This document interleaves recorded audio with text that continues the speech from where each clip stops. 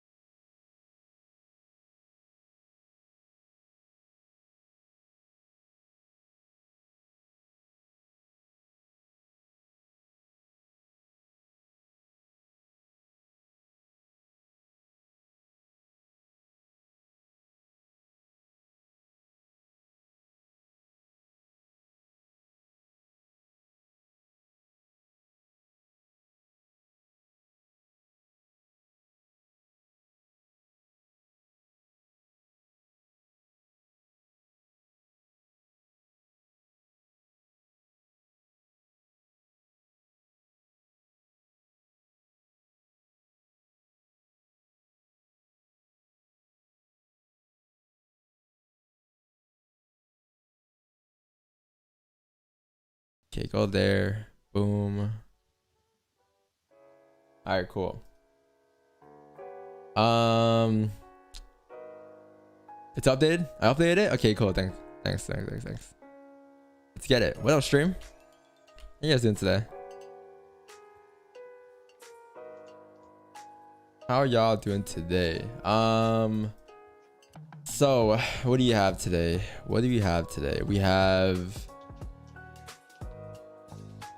We have 6 hours of sleep today. That's what we had today. We had USD news at 10 a.m. and then okay, this is yellow. AED news, orange folder. Nah. HPI, orange folder. I mean yellow folder. Should be anything crazy. Yeah, it should be a pretty chill day, unless like you're here to like maybe 10 a.m., which I probably won't be. But yeah, this is CB consumer confidence. So they're expecting bad numbers today. Interesting. All right, so moving on to our pairs here. Let's break this down here, because I believe during an Asian session I did a breakdown, but I didn't look at the charts since. So what do you have here? You have the weekly being bearish. All right, so the weekly on GJ is obviously bearish here. We have, you know, creating a top wick, starting a flip here. Obviously last week's count closed bearish, creating a resistance. Therefore this week we should come down to retest the lows, right, at 1768 I want to say. So I'll say as long as you respect these highs here, we should be able to come down to retest those lows and fill that range right there. With that being said, however, the daily time frame in this case is bearish as well. So I think during the whole entire week I was like, oh guys, we really need a closure below this range here. Just because like we're obviously bearish for the weekly, but a day counter closure on the range on the day time frame will be the cherry on top. So price did close below the range here. Price closed below this support here. I would say that today you have a high chance that price may continue down towards the next level of support. The next level of support is going to be somewhere down here at this support right around here at 1738 or 1783 I want to say. Right, so that's what I'm expecting. Like, so the reason why I'm looking for sales here in the first place is just because we closed below the range. And if you look left, you see all these rejections here: rejection. All those counts that rejected in that area. What's one thing that y'all did, and what's one thing that y'all have in common? In this case, that one thing they have in common is they actually, this count today actually closed below the range, whereas those counts to the left there have all rejected and closed above the support. All right, so that's the difference between this candle and all these other wicks to the left there, in case you guys were wondering. All right, so cool. I am looking for sells today. Let's see where we look for sells, however, at. I think I was looking at below this range here, below 1794. I wanted sells below there, but the issue was that the range to go down was only 20, 30 pips in this area here. But however, or not even,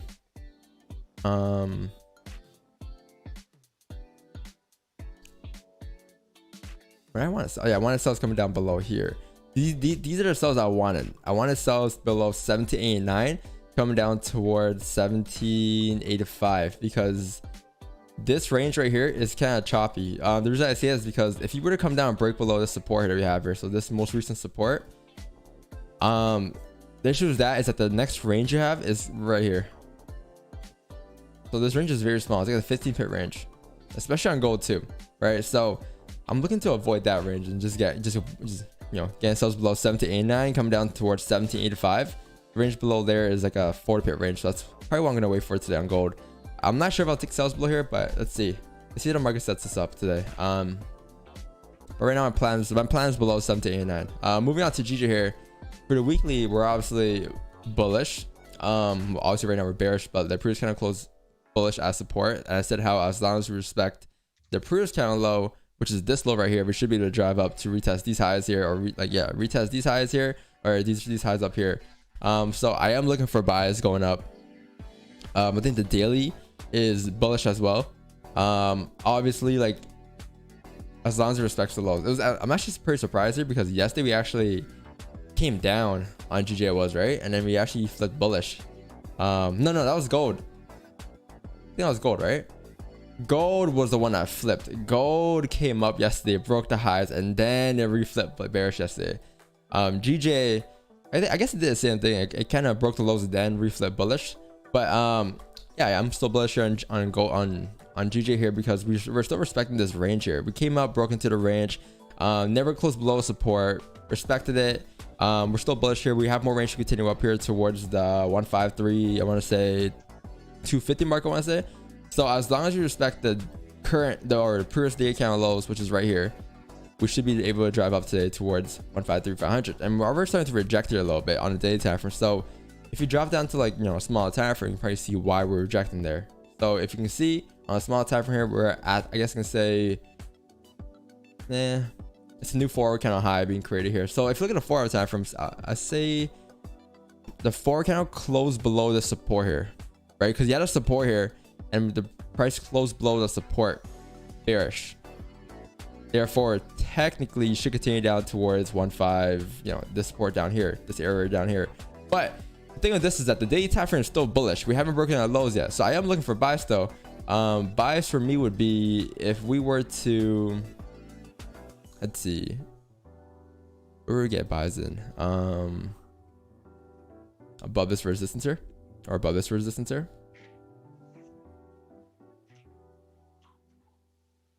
So you have a support form right here. Price came down, create a support. This is your resistance here. If we get a closure above this area here, I'll potentially look for buys going up. I want to say above here. Closure above there going up, right? Don't need a range one or range two breakout, just because our bias is still bullish for today, with the weekly being bullish as well. All right, so both time frames are bullish. We didn't break the lows yet, but if we come down and break the lows on GJ today at 151.381, I would then switch my bias to a bearish bias. But until then, I'm looking for straight buys only and not sells for now. All right, but that is my plan for today. Essentially, potential buys above 151.881, coming up towards 152.188. So that is my plan here today. Cool chat. Look at all the dislikes. How many dislikes do you have? At this point, I don't even check for dislikes and likes anymore. I just kind of do what we do.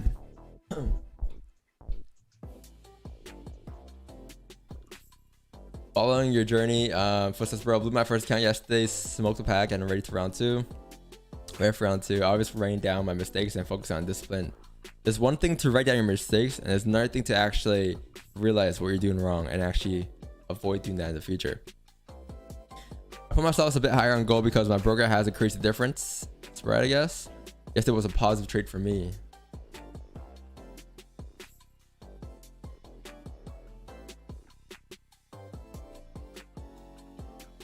Man, this guy comes in every day and shouts out the guy.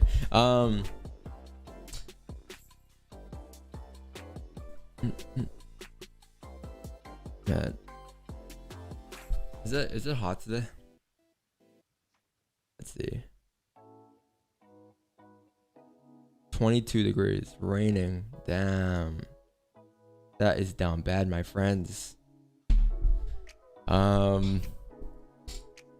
Haters? I don't want to say haters. They're my friends. What's that line they say? They're like, turn your haters into Andre, help me out here. What's that line? It's like, turn your haters. I don't know.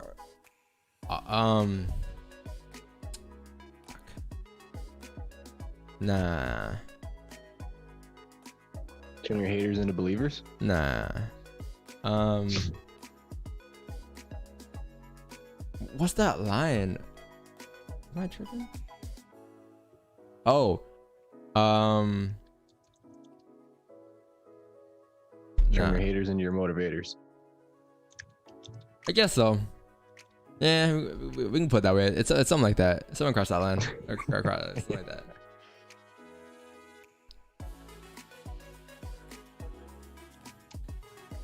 Yeah, I guess it's turning haters into motivators, right? Yeah, I guess so. That works. That works perfectly fine. Jack Harlow? Hell no.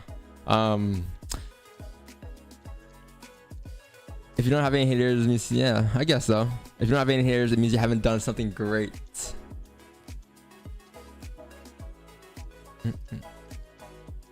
Chad, I don't think you guys know, but like I think this year, I've worked on a lot of trading too. I've also worked on avoiding all the noise. Remember last year? I would always like bring this shit up on stream. Like, you know, when someone comes on the stream, they say something, I'll just like kind of talk on it and feed energy towards it. This year, it kind of works to just like leave it all out.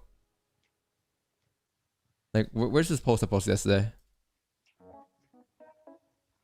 This one, Mr. Beast. Stay out of controversy. Yeah, I want to grow without drama. Okay. That's it. Grow without drama. So you guys know how to talk about bad profits versus good profits, or you know, bad clout versus good clout? Same shit, right? Long term, what's more likely to keep you alive? Acting like 6ix9ine, or acting like Drake? The drama not needed.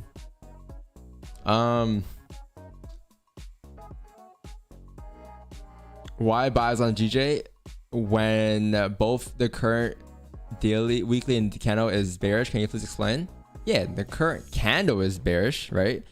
But that doesn't mean we're gonna be close. Like, so where's GJ here? So if you go on GJ here, the daily, yes, it is bearish right now, but has it broken the lows? No. So this could just be a lower wick being created for price to drive up. Until it actually breaks those lows, there's no sells from here. Because if this was a 50-minute time from here, for example, just pretend it's a 50-minute time from. If you were to get a closure above this resistance here, and you were to enter a buy here, where would your stop loss be? The previous candle low, which is right here. So you say to yourself, as long as price respects that previous candle low, price should continue up towards the next resistance, right? That's what you'll say to yourself, because probability, that's most likely to happen here, especially if we closed above the range. Okay, so with that being in mind here, right now, going back to the weekly or going back to the daily, us being bearish doesn't really mean anything, because we can still flip for a day. We have about 10 hours left into the day, right? Same thing in the weekly time frame. The weekly, yes, right now it is bearish, but last week it closed bullish as support. confirming that we are forming a support here. As long as price respects the previous candle low, it should be able to drive up towards the next resistance. But the moment it comes down to break that low, that's when I'll start looking for sells. Because now that we have officially broken the lows, price is breaking structure, and price should continue down towards the next support, which would be somewhere down here, wherever the clean traffic is. Like let's say 154.66652, right? But until we actually break those lows, we're still bullish for a day and for a week. Make sense?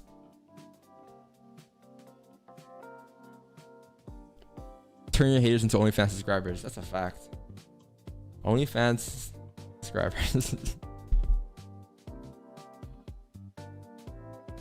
Wait, chat. What if I started making my signals on OnlyFans?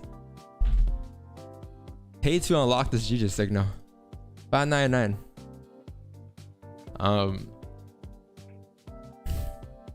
I think I talked about it before. I think OnlyFans will take off to be something more than what it is right now.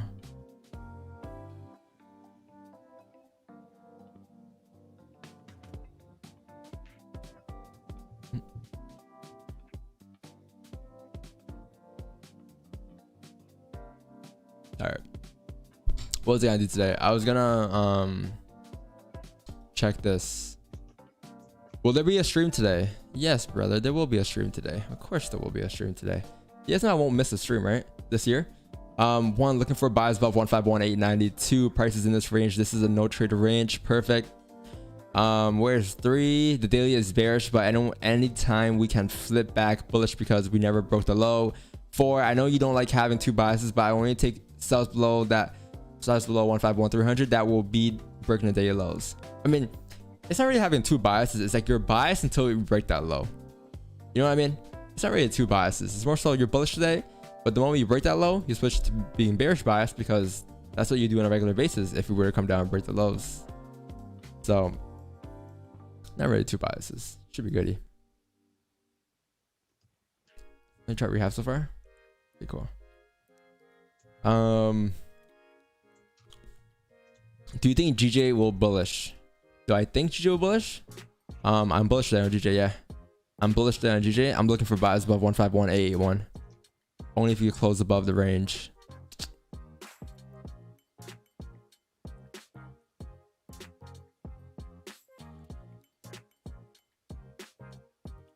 Green from London, loving the sessions, Bay. Learning and improving every day. Thank you. Thanks for being here, Paul. Paul Harris. How has the training been ever since you came here? Kudos for being so reliable and dedicated to your stream. Thank you, man. Thank you, Grenex. No, yeah, like last year I was like very inconsistent. Like I was coming to the streams like maybe out of 5 days a week. I'll come like 3 days, 4 days. Some days I'm like, yo, got a stream tomorrow, 6:30. Next day I wouldn't even show up to the stream. So yeah, I realized that like streaming is all about being consistent and like you just gotta do what you gotta do, regardless of how many viewers you have or regardless of how many like, you know, people are watching your shit or supporting your shit. You just gotta keep the grind up every day. So that's what I did this year. I missed 1 stream this year, and that was because my PC fucking exploded. But that was because my PC exploded, not because I was lazy or anything. 2 things I would never miss: leg day and my stream, because I feel bad after. Leg days are Mondays, so Mondays leg day yesterday, didn't miss it. And then my stream. If I miss leg day, I'll feel so guilty. So guilty. Also, I'll come back the next week doing leg day, and it'll feel 10 times worse.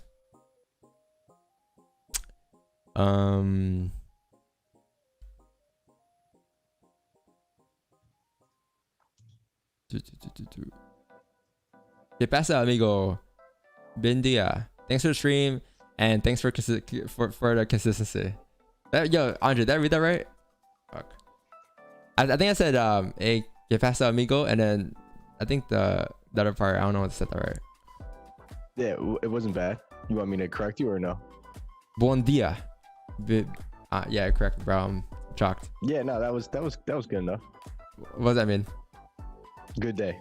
How about the other one? What's up, amigo? Yes. Bitch, chat. I got us in the bag. I manifested that. Don't pull a rice gum. What does rice gum do? She doesn't show up to the streams. Rice gum is funny though. It was good, bro. Thank you, man. I'm working on it. Yeah, every now and then you ask over some Spanish. I'll read it. Tell me if I'm good, if I'm getting better or not. Secured the profits on GS sells during the midnight. Think I'm good for today. Plus 30 pips. GS sells last night. Congrats. Yeah, I think you had a range to break a lot. Like I was looking for buys last night. Only if we were to break above. I think it was this range here above like 152.600. We never broke above that range there, so there's no buys. But I believe the sells are pretty clean too, because you kind of had a range to break. You had a range 1 right here, range 1, and then you had a range 2. So the sells below here coming down were pretty clean. I'm not sure if I would have gone in here because the hourly had no top wick. I think if I were to get in on a London session, it probably would have been perhaps had this range right here. How's a 15 look? Maybe on a break this low of this candle here, but I don't know if I would have got an entry in here, to be honest with you. Maybe here. This is a pretty good entry. This one right here. Thoughts would have been like 9 pips. TP would have been down here for like 17 pips. That was about it. That's the only thing I see here.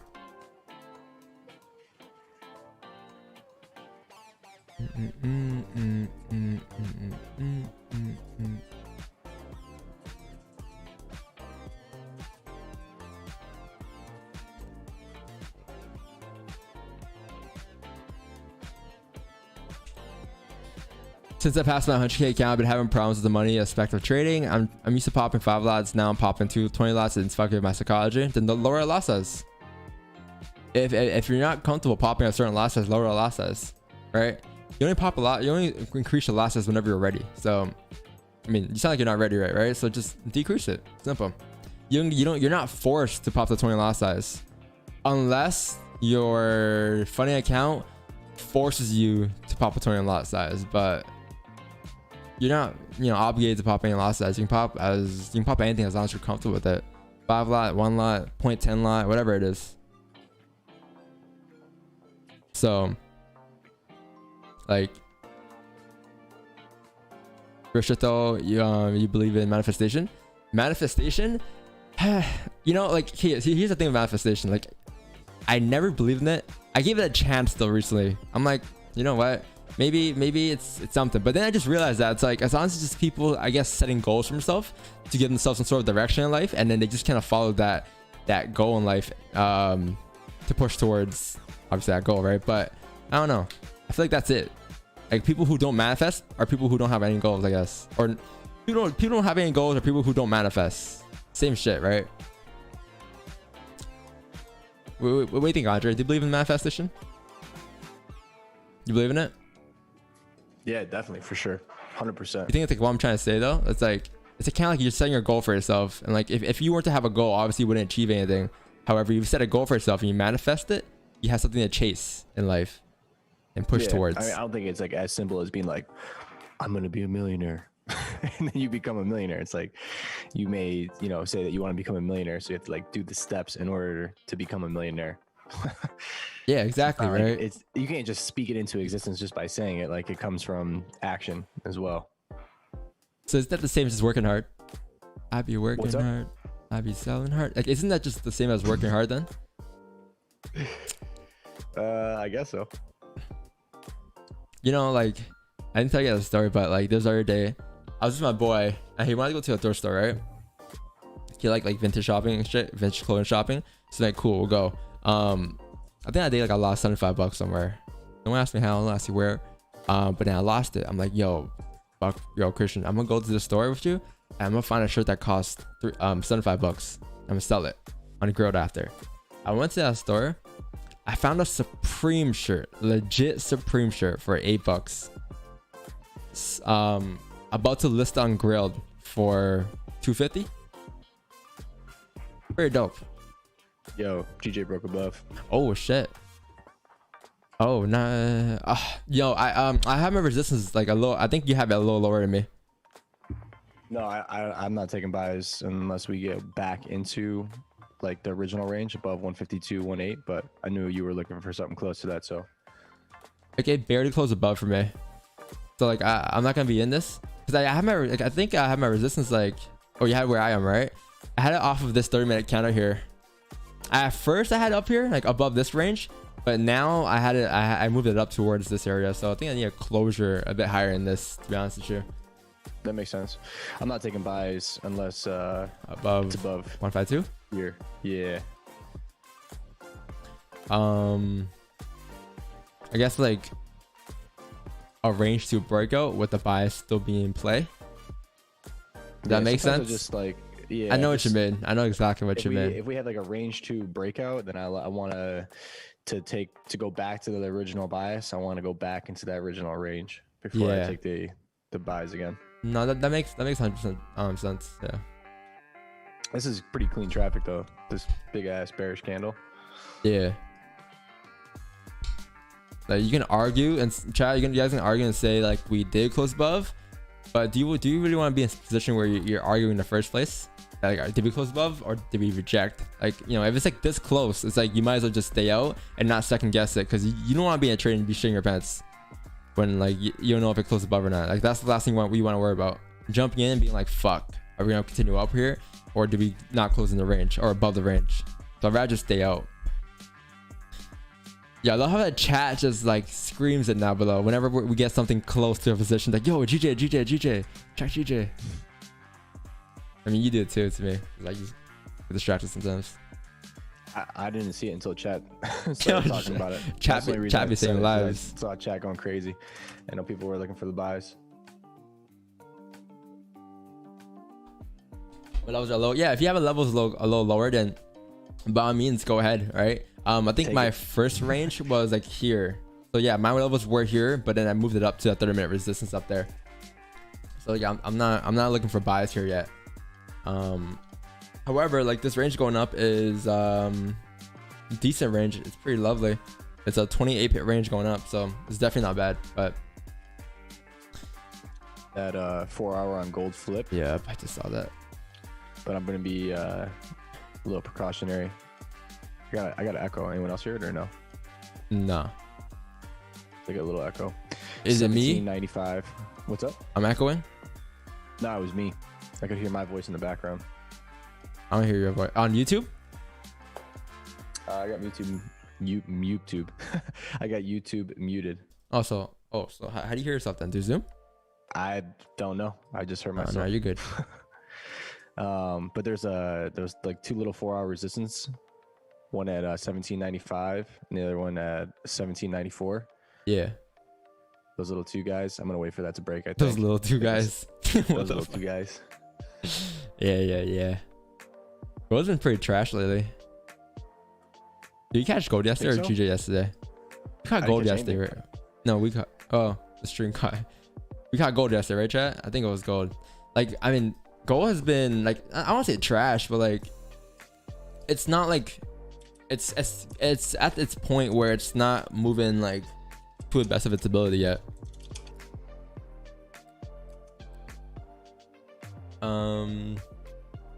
Like I'll say like, I don't want to say normal gold, but on average gold moves something like like this at least. Like, or this, right? But obviously lately it's been in this range here, which is still a tradable range though. Like, don't get me wrong, it's still tradable by following the same rules and concepts, but the ranges are just a bit smaller and you can't really do anything about that. Control effects high, man. If you look at a chart in the Asian session and price breaks down the first and second ranges, do you focus on selling or stay focused on bullish buys for a day? And price breaks down the first and second ranges. Okay, cool. So what chart? Where's the chart? This one? In the Asian session, send it in the charts to stream. I'm not sure what you're talking about.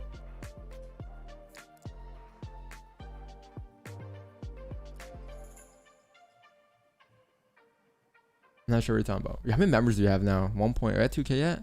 1.715. If you guys haven't joined Discord yet, make sure you guys join. This is probably one of the best communities we have out there. Not sure what you're talking about. How come you, someone asked me earlier as well, how come you adjusted the ranges on GJ? So the reason why I adjusted my ranges on GJ was because at first I had it at the most recent resistance, which is right here, a little lower. I want to say right here, right above here. I look for bias going up towards like wherever this resistance or like this area, right? However, if you look left on the 30-minute time frame here, or the 1 hour time frame as well, we never closed. Like this is the area where we're struggling to close above before in the past, right here on the hourly. So, and we're right there again this time around. Same thing as the 30-minute time frame. There's a resistance there as well. So I'd rather just wait for a closure above there instead. It's only like maybe what, a 3 pip difference, but it's a huge difference. So that's why I stayed out of this position.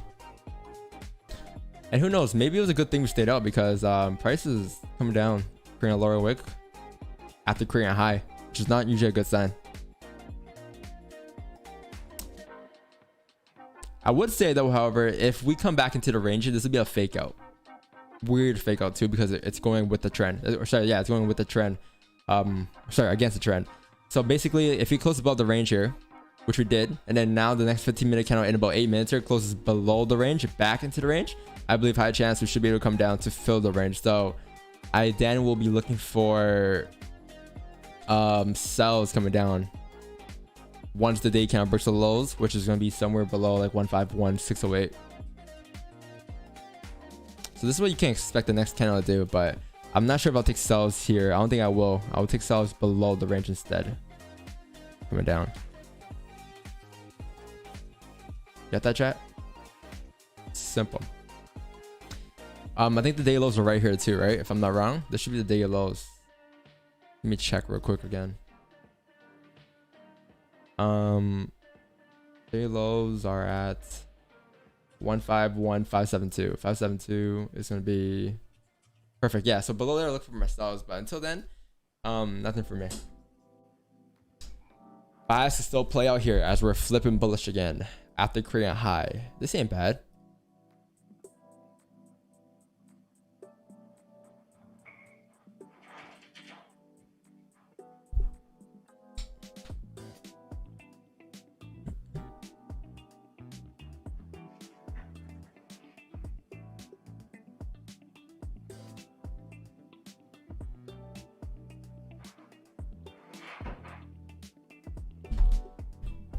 Dom, bro, please explain why your bias on GJ is bullish, even though the weekly and daily candles are currently. I feel like I got the same question like maybe like 20 minutes ago, didn't I? It's because we haven't broken any lows yet. We're still bullish. We haven't, like, we're technically still bullish. We haven't broken the lows yet. Like for example, this, like this right now, perfect example.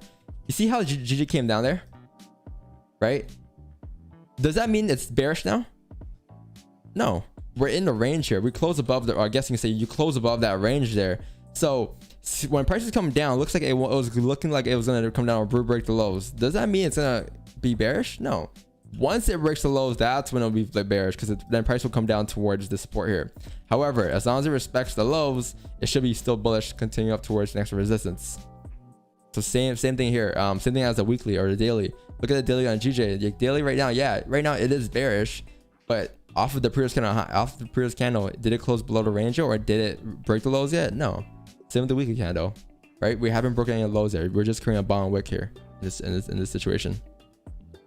So that's why I am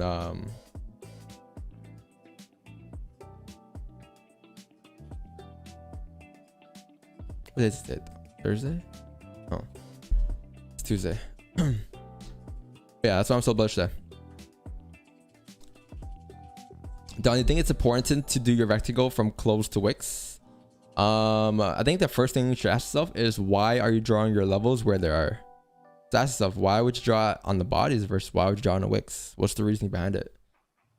What's the meaning behind wicks? And what do they mean? And how can you tell the difference between a wick and a continuation? Or a rejection and continuation, right? So it comes down to that. So you see how, like in this case, you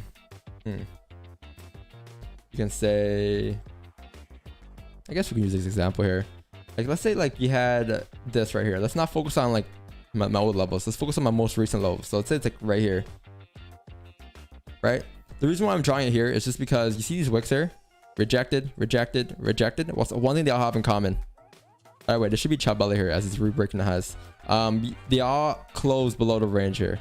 So closure above indicates that we should continue up towards the next resistance, which is up here. This is clean traffic to the left hand side here. So that's why I draw my levels at the body closures and not the wicks. Same thing with the sells coming down too. Same situation. But what's happening here? Yeah, price is pushing up here after re-breaking the highs, after creating a lower wick there. That wasn't a bad entry on the re-break of the highs. But how's the 15-minute look? We close in about 3 minutes here. If the 15-minute closes above the range here, I will look for bias going up. You have about 3 minutes left though. Stop loss would be around, on average, 11 pips. TP would be around 25 pips, 26 pips. But you need this count to close and then retrace a little bit for a topic being created. Will I take any impulse entries? No, chat. I would not take any impulse entries. You guys know the deal. You guys know we don't take those.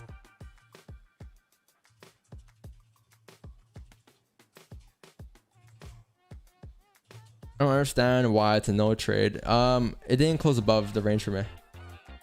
See how like the 30-minute respected this resistance to the left? I didn't want to get caught right here again. I didn't want to second guess if it closed above or not, because it closed like it barely closed above for me.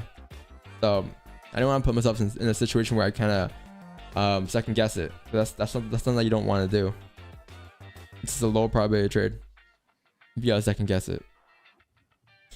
However, this 15-minute closure would be clear for us to enter. But it ain't bad. And looking to the left, every time we close above this range here, we're able to continue up towards 152, 182. So I wouldn't mind taking buys at all. Hold on, let me so they're gonna be like 10 pips or something. Maybe even less. Yeah. Be nice. Would you know you what? prefer a closure above 15190? I take it back. I think I'm gonna look for buys above here only, above this range here. Sorry, what do you say, Andre? No, that answered my question. That answered my question. Thank you. That's exactly what I was looking at. So I think buys up here just because we look left. I did realize like just now. Where was I looking at again? I was looking at somewhere around here. I think it was.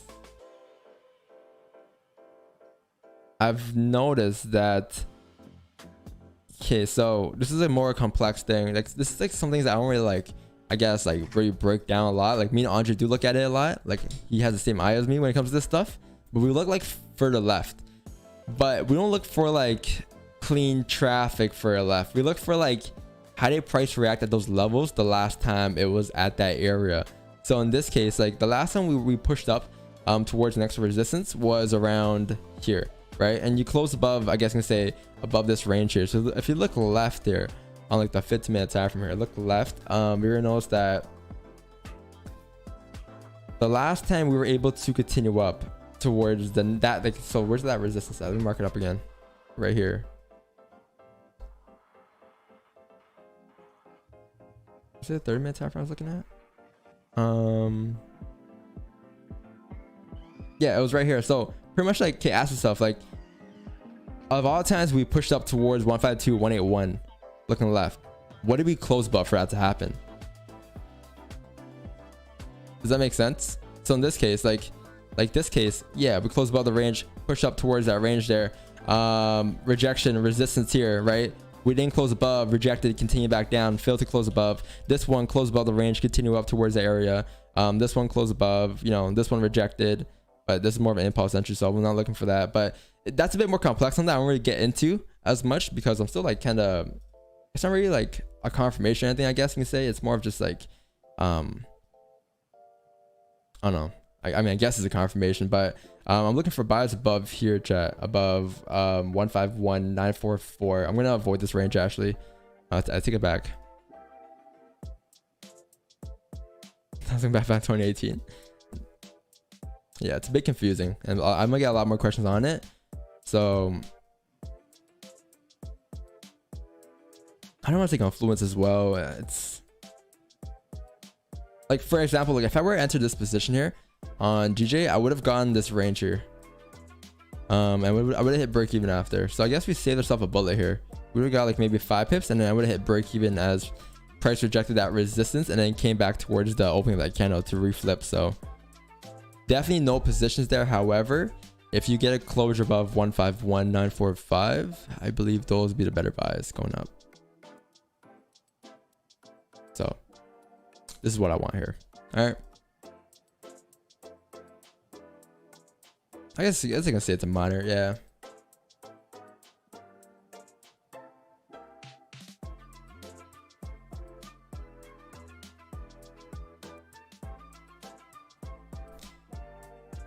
Could still get caught because of the wicks. There's a difference. There's a reason why we have our levels drawn here.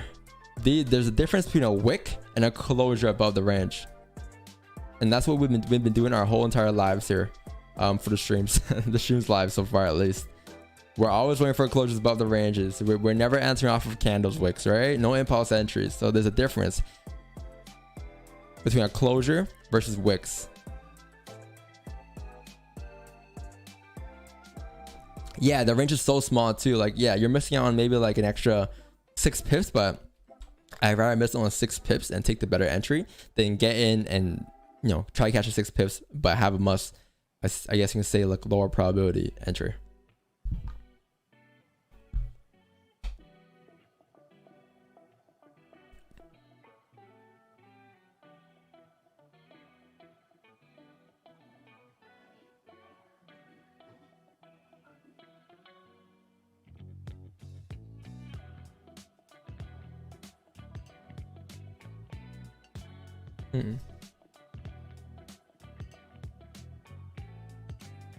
Good job right here.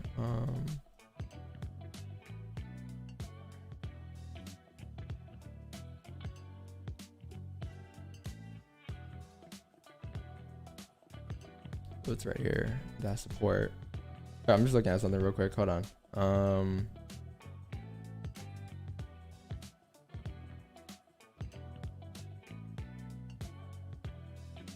The resistance there. Perfect. That goes there.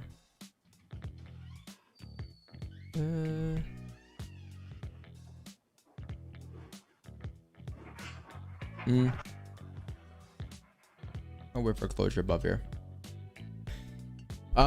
G is trash. That's why I watch gold. LOL. I think gold looks a lot more trash than GG right now. If I'm being honest here, look at gold. Okay, look at gold. Take a picture in your head. You guys know that book? What's that book called that you read in, like, in grade school? Pictionary, or not Pictionary? There's like this girl that takes like a picture, just like a photographic memory. Take a picture real quick, and then boom. Look at GJ. What's more clean here? What would you rather trade? 1000% GJ in this, today at least. Unless gold breaks below 1794, but today is very chalked.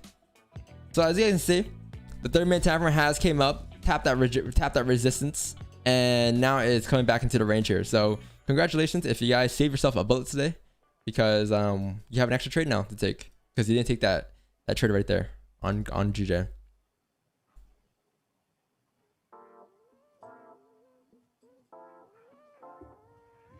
Yeah, exactly. Yo, true. What do you say, Andre? My bad. I didn't mean to interrupt you. Just gonna say how you feel about the fake out sells back in the range for GJ. I mean, you got a I don't think I'm taking them. Closure. You said you're not gonna take them. The sells, nah. I think I'll take sells below once a day breaks the lows, like below 151 520. But I don't think I'll take sells in this range here, because we're still bullish for a day, right? Technically, we're still bullish, so we haven't broken our lows. Why are you looking for sells?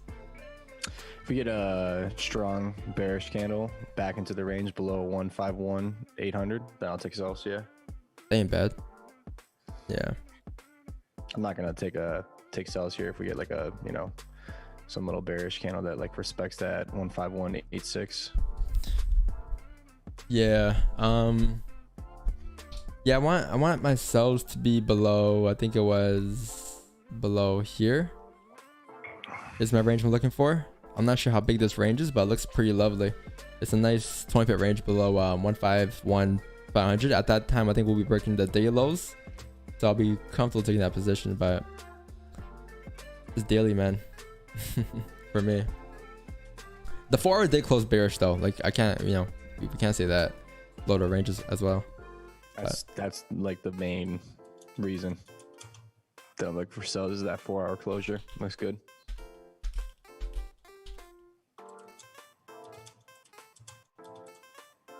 Yeah, I was gonna say like I remember. Yeah, you're right, man.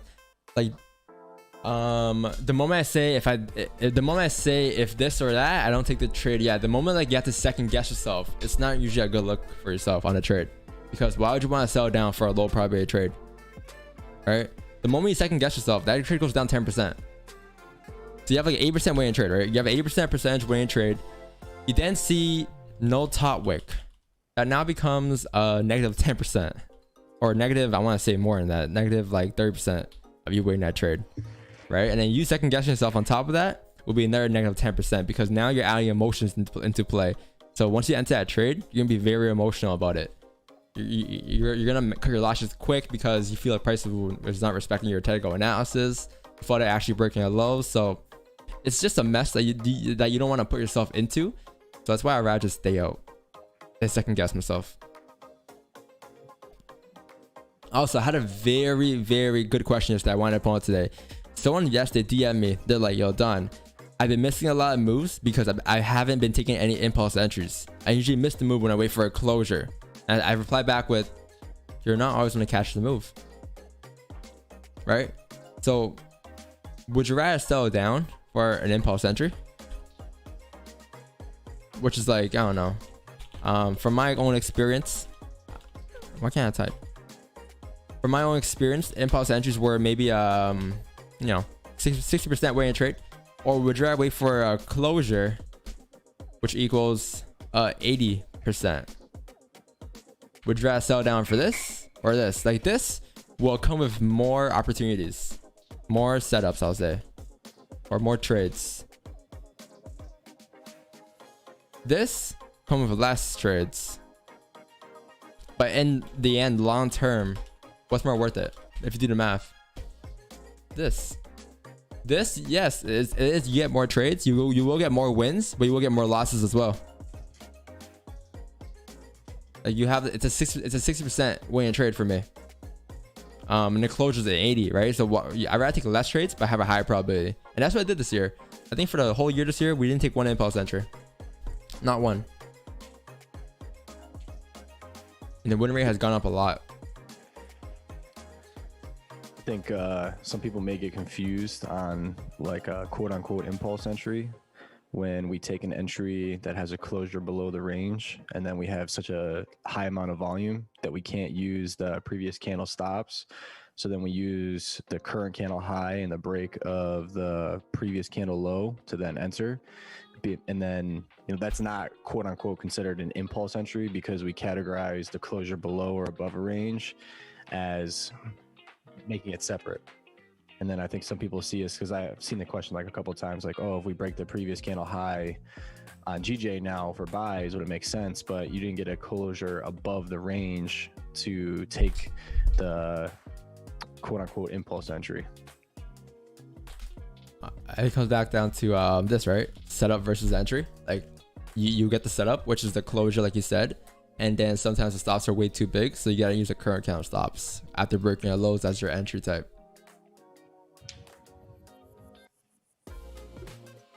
I think that's also why I came up with that as well. I came up with the whole like setup versus entry thing, just because people got confused with it as impulse entries. I'm like, that's not really an impulse entry. It's more so you're waiting for a closure and then you're executing on positions using a more aggressive stop. Yeah, I was in the cash flow. That's true.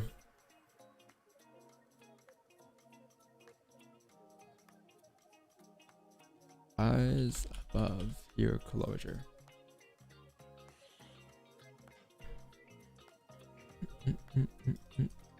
Keep in mind, chat, like the 1 hour is still bullish as long as it respects the I want to say first candle low. However, if you get a 30-minute starter play here, I may consider it, just because I guess you can say like the 30-minute close above the most recent resistance on the break of that high, you have a high chance that price may continue up towards the next range, which will also be the 1 hour candle reflipping bullish again. We're breaking the highs, so I may consider that.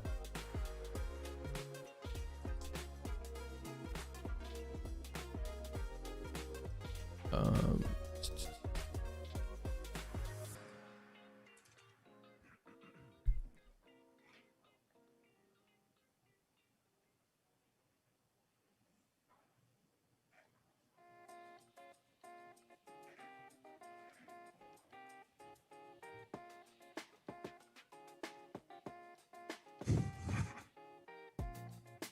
how many trades you take per week? I think around 5 trades per week.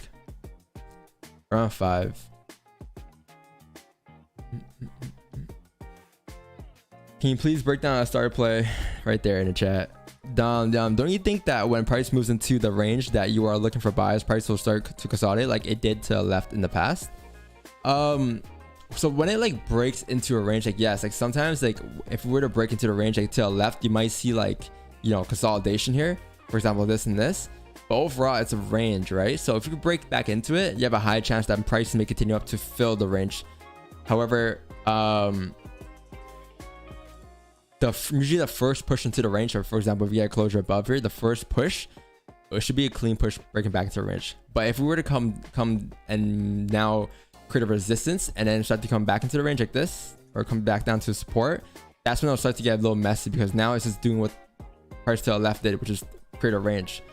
But the first push is usually the cleanest push because it's breaking back into it with volume, if that makes sense.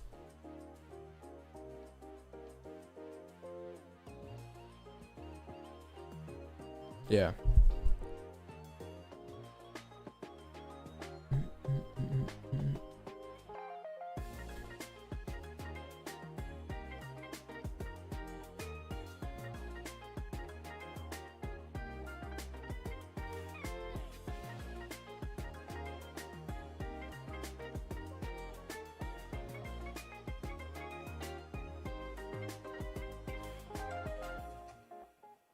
Andre, you have a 30-minute closure here in about 2 minutes here. Are you looking for positions on sells?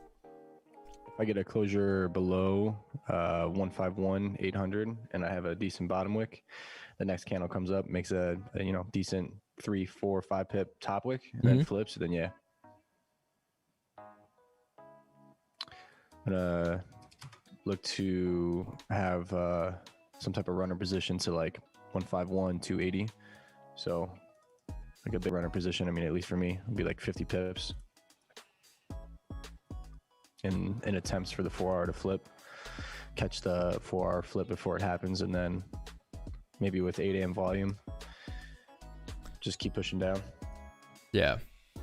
I mean, yeah, that 4-hour looks like it wants to, what was that? You can say like continue down as they close below the range there. So yeah, I guess you can anticipate this wick here. It's rejecting here on the 30-minute time from being the closure, price to drop down. Makes a lot of sense. Your analysis also makes a lot of sense. If we break that 30-minute high to come back up, it would be the 4-hour creating support at like that 151.67 level, and the buys would make sense. So I feel like it's super important to understand both opportunities that could potentially happen. Do you ever use currency heat wave to see the strength? No, I see strength with my own eyes, I guess you can say, by looking at candles. I understand candle structure. So not candle structure, candles, right? Because the candles show volume. If you guys didn't know, candles show volume. Like right now, for instance, like, okay, cool, we're in this range here on gold here. Is there any volume? No. However, if we close below, I say this range here, a bearish channel closure below, you're probably gonna see a lot more volume coming down, because now we're breaking out of a small range. Price should continue down towards the next range. It might not always be an entry, right? But what it will show is that it will show volume, especially after it breaks out this mini range here, this tiny range here. Same thing on GJ here too. If you look on GJ, if we were to be stuck in, I guess, this range here, I guess you can say there's no volume, right? But since we closed above here, we may not get an entry, but it still shows volume into the markets because price did close above the range. And even if it's a fake out, there'll still be volume in that fake out as well. So it's better than having no volume.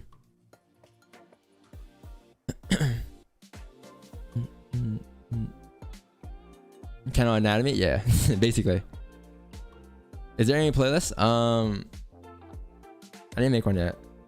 I was making one for my normal music, like for the intros and stuff, like that music. I'm not sure if you guys want like this music. This music's more so just copyright free stuff that kind of boring. What is the percentage of risk you take per trade? I take around 1 to 2% risk per trade.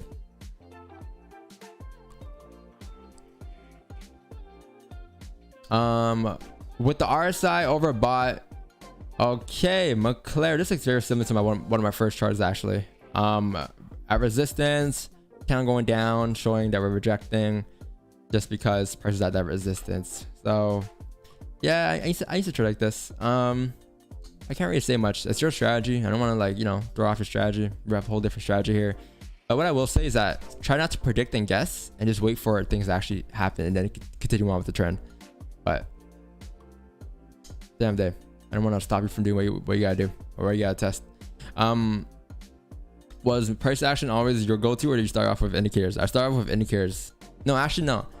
I started off with this. We call this McLaren trading.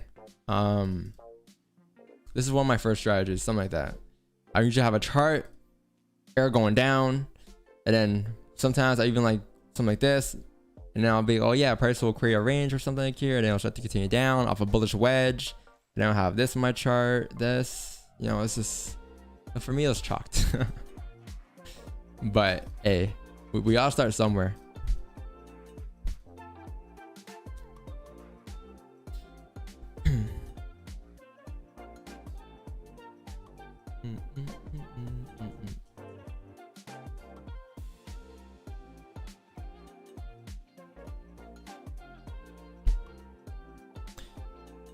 It's my first time here. Are you a scalper? I guess I can say we're a scalper, but Pretty sure we got a mentor command, right, Tyler? I think we did too. I had him throw it on like last week. I can't remember what it was. I started with IMO and now I'm here. IMO. Damn. I think a lot of people started with IMO. I think my first community that opened up, a lot of people came from IMO. Not this community. This community, I think we're all over the place. But the last community I opened up, like back in Telegram, they were at 80% from IMO.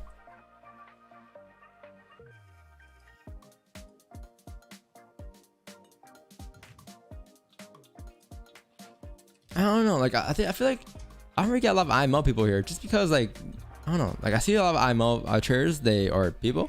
They usually like to trade the McLaren way, catch the huge pips, huge ranges. And they're not very conservative, looking for these small ranges here. But then again,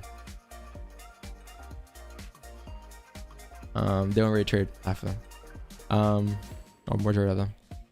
Thoughts on cable? What's cable? Like internet cable? TV cable? What you mean?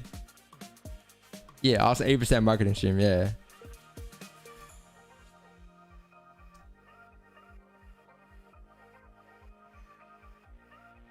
Wait, do you have a mentor? I mean a mentor thing? Yeah. You just posted it. Look at it. I can't see it. I can't see it. You want me to read it for you? Wait, I want to see it. Where is it? Oh yeah, right there. Yeah, read it. Yeah, sure. Go ahead. I mean, you got it. Go ahead. No, you can read it. Don didn't learn from just one single mentor. He has tried many different strategies, but most importantly, he learned from his own experience. Written truly by yours, Premier Auto. You wrote that? Yeah. Ah, okay. All right, Andre, you opened up Nightbot? No, I mean, come on. I was like, yo, Tyler. Oh, he wrote it. Put me on, Tyler. Like I like wrote it. We do. Oh, that, you like, wrote me and Tyler it. talk like at least once a stream. I'm like, yo, Put can that you do this for down. me? He's like, of course, bro. I know you're down bad.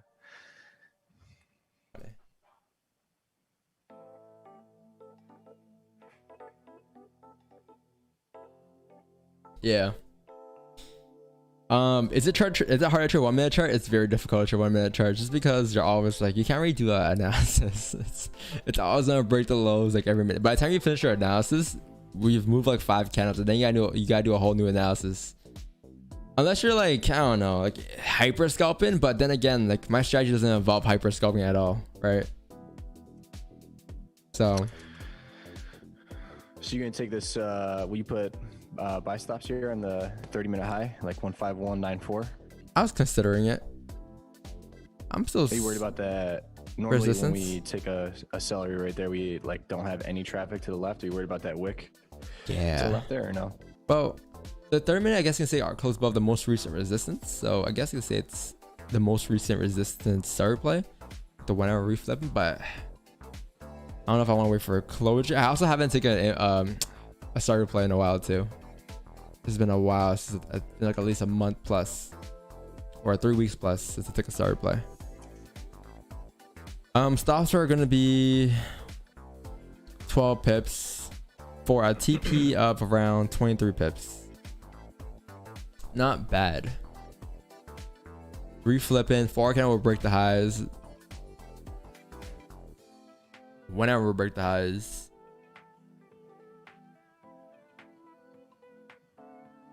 Andre, that 30-minute didn't close below the range for you, did it? It did not. Yeah. Only thing I like the celery play. Just this wick on the 30 is like kind of tough. Normally when we take a celery play, we don't have. Oh, that traffic. way. I wasn't really worried about that. No. No, I was worried. I was just worried. I don't know if I wanted a closure above the resistance or I want to enter a starter play. Boy, you better get it ready now. Yeah. You know what? I'm thinking I'm gonna stay out of the starter play here. Because of what? I want to wait for 30-minute candle close. Oh, 15 minutes as well. 15-minute starter play as well. I didn't see that too. You know what? Stops are gonna be around 12 pips. TP is gonna be around 24 pips. Oh, yeah.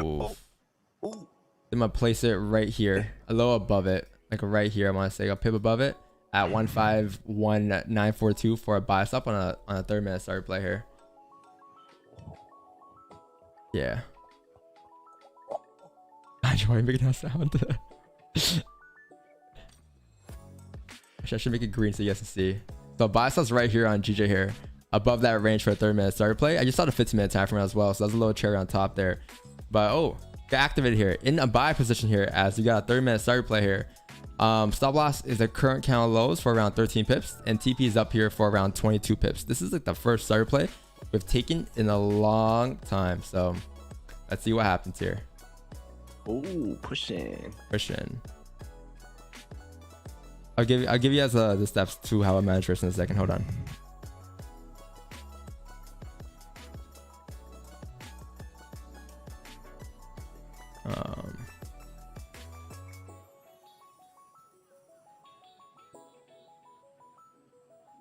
$177. Ooh, pushing.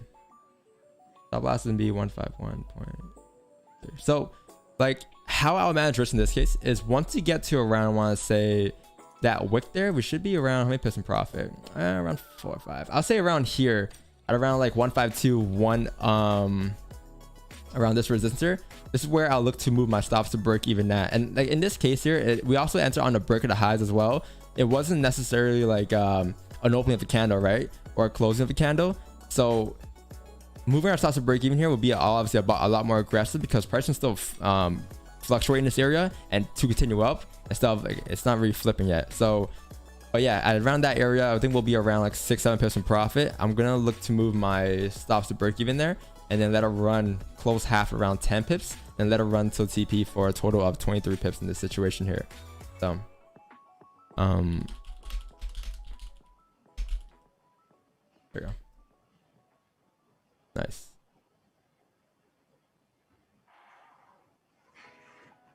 Ooh, pushing.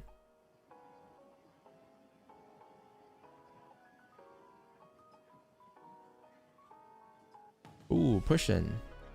Can we get our break evens very soon here? Around 6-7 pips around that resistance to the left hand side here. The reason why I have it there is because you have a resistance right here that I'm kind of worried about. So at that area, I'm looking to take advantage of it and move my stops to break even. However, regarding managing risk in the loss situation, what I'll do in that position is I'm looking to see how price reacts. So like if this, like I'll say we have about 19 minutes left in this candle, right? So if this 30-minute candle decides to close bearish below 151.886 below here, then that's probably when I'm looking to close my positions. If it closes below here, If it closes below here, it's fine. Just because it's a 30-minute candle closure, it'll be closing above this range here. We should be goody still. I'll only worry if it closes back below 151.879 in a losing situation. So that's how I manage risk in both situations. Let's see. 15 closes in about 4 minutes too. So I guess you can say like as long as the 15 closes above either like 151.894 or above here, we should be goody for positions. So in this case, May actually take the that 15-minute closure. Yeah, I think that makes good sense, and that traffic is pretty clean. Honestly, as soon as you re-break the current candle high again at 151 like 99, like goody. Goody.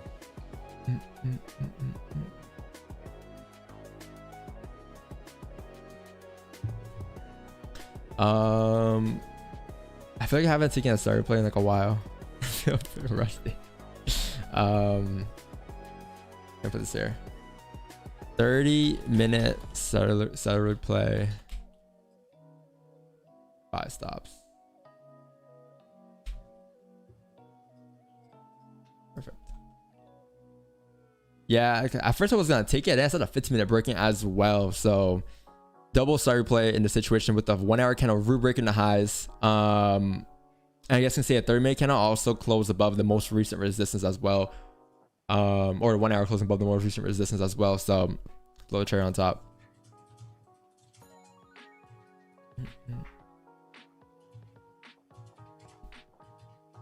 Perfect. I also entered maybe a pip later than I was supposed to, because I put it a little higher than the current break of the high. So we lost on like maybe a pip, but it wouldn't have made a difference. I wouldn't have been break even or anything, or moving on stops to break even or anything. 2 hour time frame is a game changer. I don't really look at the 2 hour time frame, but Andre, I know that stretch you're making right there. I know that exact stretch. It's that stretch that shows you that you're about to enter a position once we close there, if we close above that range. But I know that exact stretch.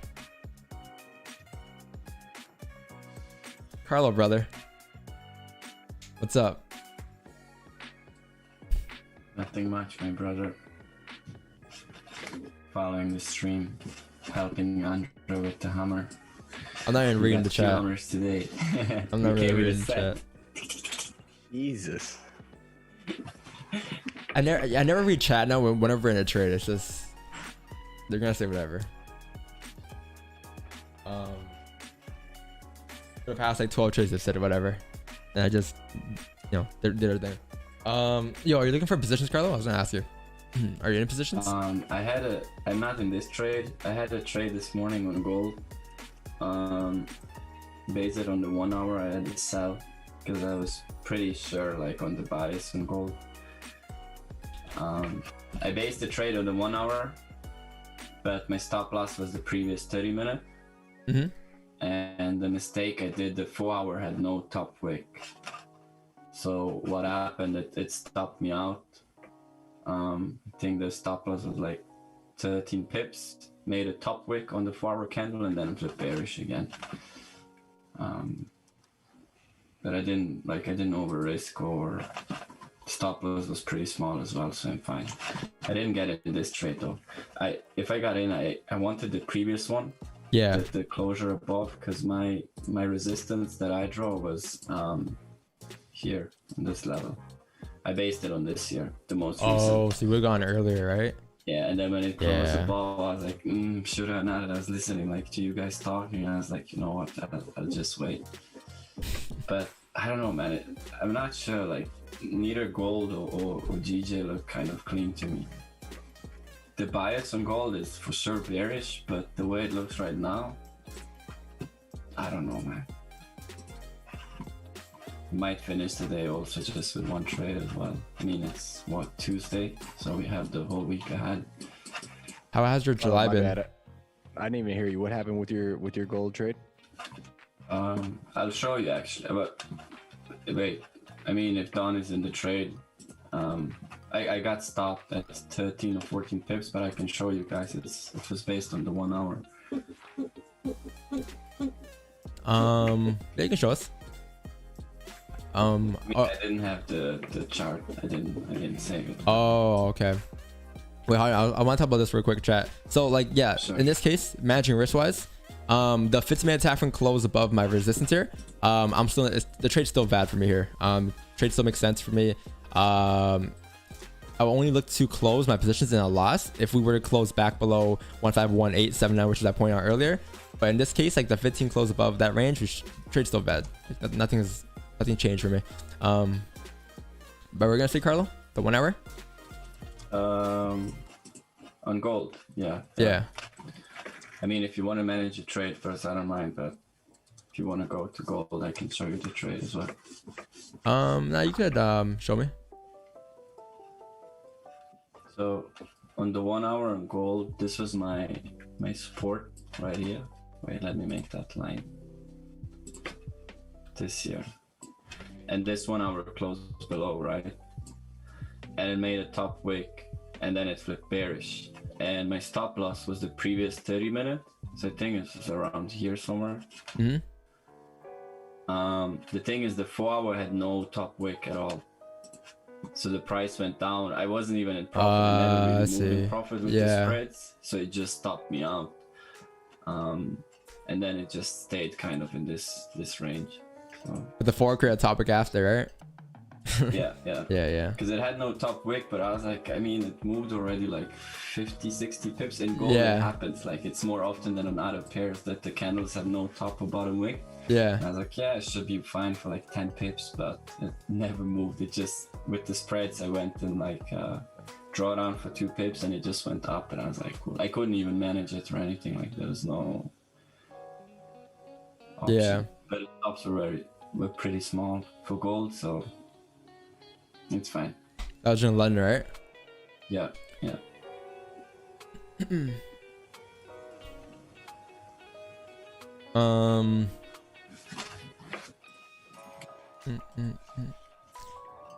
Swing EU. EU is going crazy right now. EU. Not even in any direction. Just swing it. EU. Up, down, doesn't matter. Just swing it. You still look at that pair? No. No? Me? Nah. I'm just going off this guy's comment. He said swinging. He didn't even say like buy swing, sell swing. He just said swing it, you know. I have on my favorites on the trading view, EJ is at the bottom, and then every now and then, like once every 2 weeks, I just open EJ and look at it how it's moving and be like, take a look, feel down bad where you were at in your life. yeah. There's like 1 4 hour candle on GJ has 32 pips. That's a good 4 hour candle on GJ. The other ones are like 20 pips, 10 pips. It was a good start though, like for EJ, like, you know, at least for me. You have 11 minutes left before we close here on this 3-minute candle. So managing risk wise, can't really do anything right now, obviously, unless you're managing risk of emotions, right? However, the 30-minute closes in about 10 minutes here with the 1 hour as well. Again, as long as you close above 151.879, we should be good to continue up. Wixman, you joined us today. Are you in a position right now? Celery play. Celery play. When was the last time you took one? Like, I don't know. Oh, voice, holy shit. A month ago. It's been a while. I don't remember the last time I took a celery play. I think we won the last time too, but I just haven't seen any like free opportunities for me at least. Andre's been taking a lot since. I remember we had like 2 weeks straight of nothing but celery plays, like 2 months ago or a month ago. Yeah.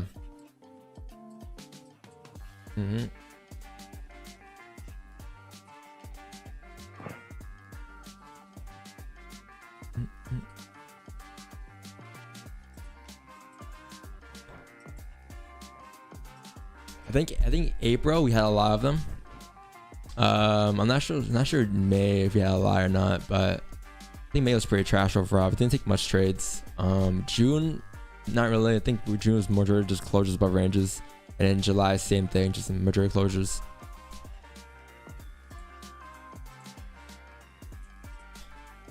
No, I didn't say EU was trash. I never said EU was trash. I just said EU. Like, I don't look at EU anymore, at least, right? So Are your stops previous candle or current candle lows? it's current candle lows. I was considering actually previous candle lows aren't bad too because it's a 1 hour low. So I may just, you guys can use the 1 hour lows. I was supposed to look at this earlier and decide if I want to use the 1 hour low or 30-minute lows, but yeah, I guess it's like 1 hour lows previously. Because it's like what, like a 1 pip difference compared to the 1 hour low. So you might as well put out the 1 hour low. This 15 here came down. It's coming down here, chat. This 15 is coming down here towards that support. Obviously, like it really depends on how it closes your 8 minutes here. You can't really do anything regarding managing risk here unless you close with emotions. But yeah, like that 15, if it closes back into the range, high chance the next 15-minute candle will likely continue down back into the range, and therefore the 1 hour will reject that resistance like this. But until this happens, it didn't happen yet. It's still valid. The buys are still valid, or at least my position is still valid.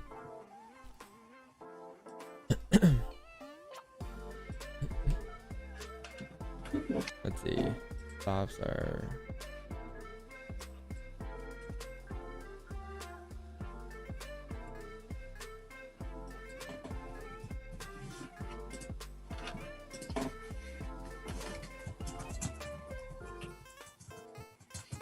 Eight minutes left. With the NY open in 8 minutes and closure above, it should be good. The next 30-minute count should just continue up like this with the opening of that candle with volume. But let's see. 7 minutes is a long time. If you didn't enter positions as well, like if you didn't enter the buys with us, I'll say at this point you should wait for this hourly candle to close here. I think that's what Andre's waiting for too. We should wait for that to close once you, because that's what I would do if I didn't enter this. I'll wait for a closure here, and once you close above the range above 151.879, I'll look for my positions on the next opening of the candle after it creates a bottom wick. So I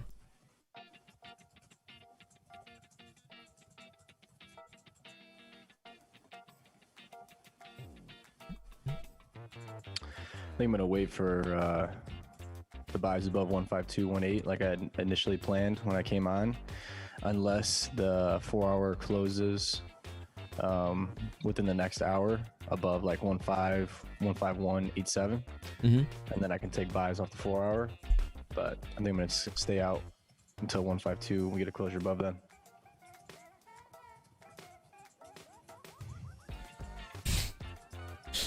I get a little crush on him. Protect this guy. I get a little crush on him. What the fuck? It's true.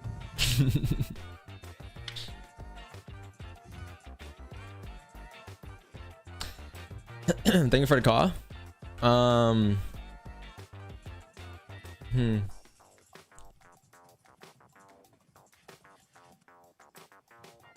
Chat. I don't know what's going on in chat, but chat's like down bad right now.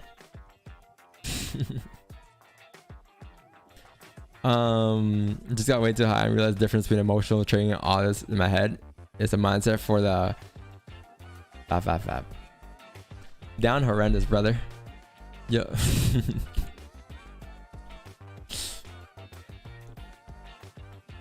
Ooh, gold might be set up for volume here, especially if it closes here in about.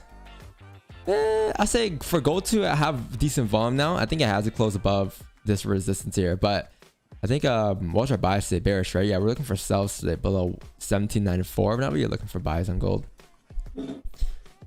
However, at least if you close above, it shows a potential sign for a fake out. We'll wait for the fake out coming down the range. Plus, it will also show volume to the markets because we're actually closing above the range. GJ is reflipping here after I tap that support, flipping bullish again. Let's see what may happen here. It's a good sign. If it re-breaks the current 15-minute highs, it has a slight chance that it may just continue up towards this wick here on before this 15-minute closes here, but you have 5 minutes left, so it must do it now. But that 1 hour looks pretty clean right now if it closes here. The 30-minute looks very clean if it closes here. I'll probably want, yeah, that's fine. What's down bad? Because I feel down bad. That's basically what down bad is. GG, we have news in 15, someone said. News at 10 a.m. Eastern. Yeah, that's in about like 2 hours though. 2 hours and 15 minutes.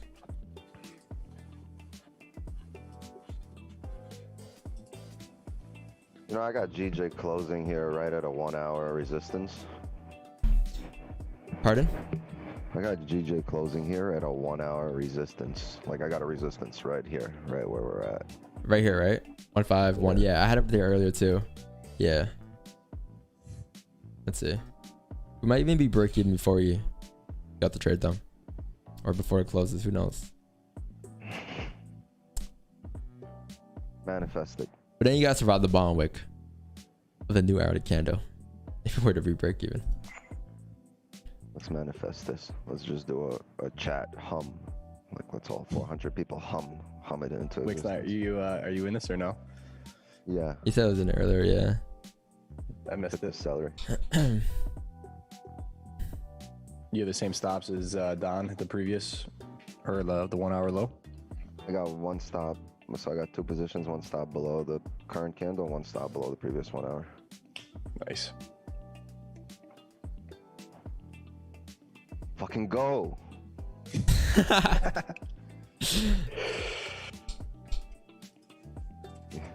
So you say to people at a four-way stop sign. Yes. Hello, just fucking go. I always put the hand out the window and like, Just wave them down, yeah. yeah. Or stomp on the gas super There's hard. one time my friend went for like a test drive. Not really a test drive, like I was driving for like the second time or something, and I got like paranoid, right? Because we had to like an intersection. It was my first time driving too, and there's all four corners there were cars waiting for me. And my friend had to be like, go, go, go. I was waiting for everyone to turn, and then once it was empty, I made my turn. But that shit was scary, chat. Driving for the first time at the intersection, man. I'm the New Yorker swearing at you. Yo, Man. you know what's scary? Done. First time you ever get on a motorcycle and come out on your own without your boys, without anyone, just come riding on your own. That's scary. The very first time. Yeah. We breaking these eyes. Whoa. I'm waiting for these Andre noises. We might be break even before the thing closes there. We broke up. We should continue up for this wick here to fill that wick. If you break that wick, then you should push up towards 152.008.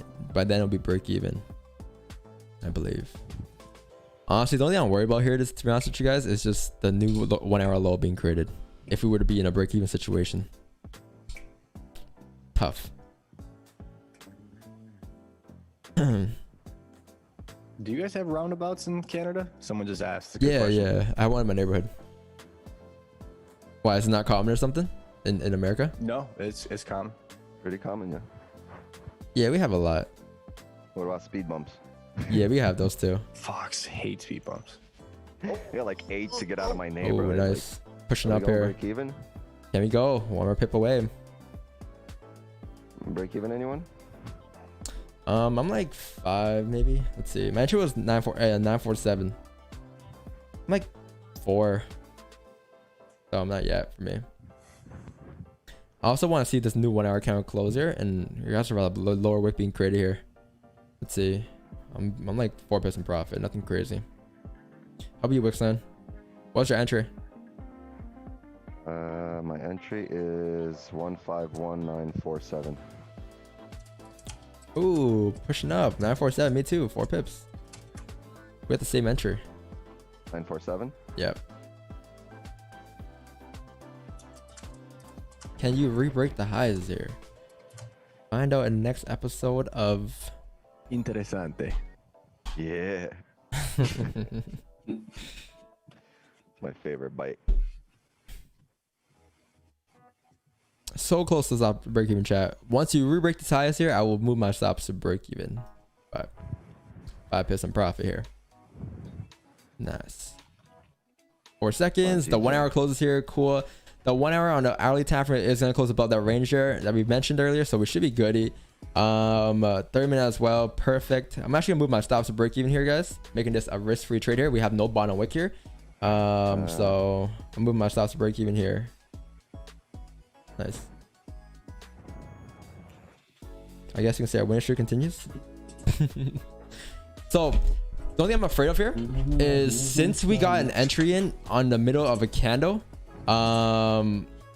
I'm afraid that this new 1 hour candle is going to create a low, right? And with the low, obviously, as long as it respects this low down here, it should be valid. So technically, like, you can get something like this in this case. Like, you can get a wick that comes down all the way down here, break the lows, and then flip bullish. Or it's not down there, down to here and flip bullish. So just be mindful of that. But again, like a thousand times, I move my stops to break even in this situation here. But perfect. Can we get our 10 pips though? Let's see.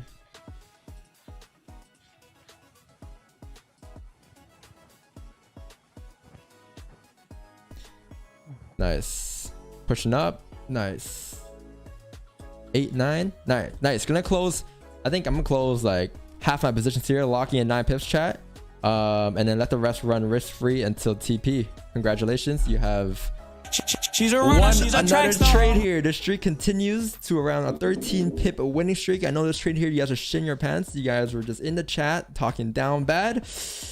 Oh man, chat, you guys are so toxic when it comes to us in this position versus us after a position. Look at chat now. I know, look at chat alive and woken up, man. Look at you guys. Look at you guys. She's a runner. She's a track star. I told you so. Yeah, I'm putting my break even a little bit above, like right below this current candle. Oh, chilling it? Good stuff. Because if it re-breaks this low, it's going to come down, hit our stops anyway.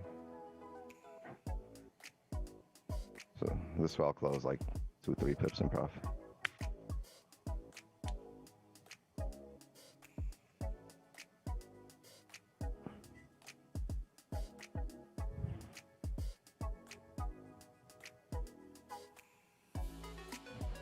Wow, what a clean trade. Well done. Also, you guys can close full here if you guys want to. If you guys do not want any runner positions, you can close full here and lock in around, I want to say 12 pips here in this situation. It's all up to you at the end of the day, how you manage risk, right? But just, you know, we see how we broke down that little drawdown that we had there. We broke down how, like, do not be emotional about it. It's still valid as long as it respects the lows. And I guess we're good now, right? Perfect. Nice trade. Andre, did you end on the closure of the hourly? Nah, I was waiting for The closure lower above 152 for Oh, buys. 152. Oh, your first one up here. Yeah. Oh, okay, I see. If I didn't get in on the first entry, I would have gone on like this closure probably, on a break of the highs or something. But right now, I'll probably be risk free as well. It's tapping this amount of resistance to the left, chat. So it might struggle here for a bit, but overall, like looking at the higher time frames, it should be clean to continue up here on the hourly. And the streak continues. Yes, I gotta change that, by the way. Thanks for reminding me. 13 winning streak. Hot. This is also the first time I took a starter play in a while too, so I was a bit rusty on this entry. You motherfuckers with 120 likes if 550 people just saw us fucking smash that trade. Smash the damn like button. That's crazy. That's 10 plus pips. Leaving runner until TP. Yeah, if you guys enjoyed that trade there, if you guys understood the trade, leave a like on the screen, leave a like on the stream. Also, subscribe if you guys haven't done so yet as well. Alright. You know what? How big is the difference here? 12 pips? No, if it was like 4 pips, I'd close it. Because it's not worth it. But I closed 75% of my position, so I closed one full one at 10, and then half a position at around 11, 12, so. I'm considering closing full here. It's calling it a trade. Yeah. Lock in like 12 pips. Yeah. Call it a session. Or call it not a session, my bad. Call it Later, TikTok. Call it a trade. I was just about to say thank you, TikTok. Bye bye.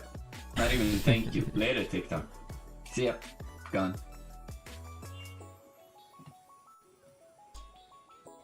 Nice. Good stuff, chat. Good stuff. Yeah, I decided to close my full positions here on the positions. So I closed the half. I guess I got 10 pips in total overall. So that's it. I was considering leaving runners, but I think I'm just close full here on this position here. Call it a trade. I'm looking for another position though. However, later on, once you close above this range here, above 152 177. Above that range, you have a range that's about 25 pips, so that's not bad. So you close half and then close the other half right at 10 pips? Yeah, so it's like pretty much a full closure at 10, basically. How big were stops there? 13 pips? Yeah, 13, 14. Looks like you popped 2 positions on that, right? Yeah, Nice. I popped 2 10 lots. Ooh. Okay. Big boy. Interesante. Someone's going to shopping for a new pair of shoes, I'd say. No, I don't do any shopping. And that person is Wix 9. Oh yeah, shoes, yeah, sneakers, yeah, I might buy some. Sneakers, that's it. One 10 pips trade. One trade for Wix 9 and one for Traps 9. That's why you're entering 2 positions now. Honestly, Wix 9 just be buying a tank top and then some Jordans. And that's his outfit for Miami. I buy like shorts. Hanes, like 100 tank tops for like $3. Yeah. And then I go to a gas station and buy a tank top. I don't give a damn. I'll buy some like Yeah, because it's a tank top. like, and some shorts, and then I'll buy some expensive sneakers. Like sneakers are like 95% of the outfit. Like as long as your kicks are fresh, it don't really matter what like how fucked up your shorts are. You actually wear them or you keep them in that nice? I maybe wear like 3 or 4 pairs out of everything I have. I probably haven't worn most of the stuff.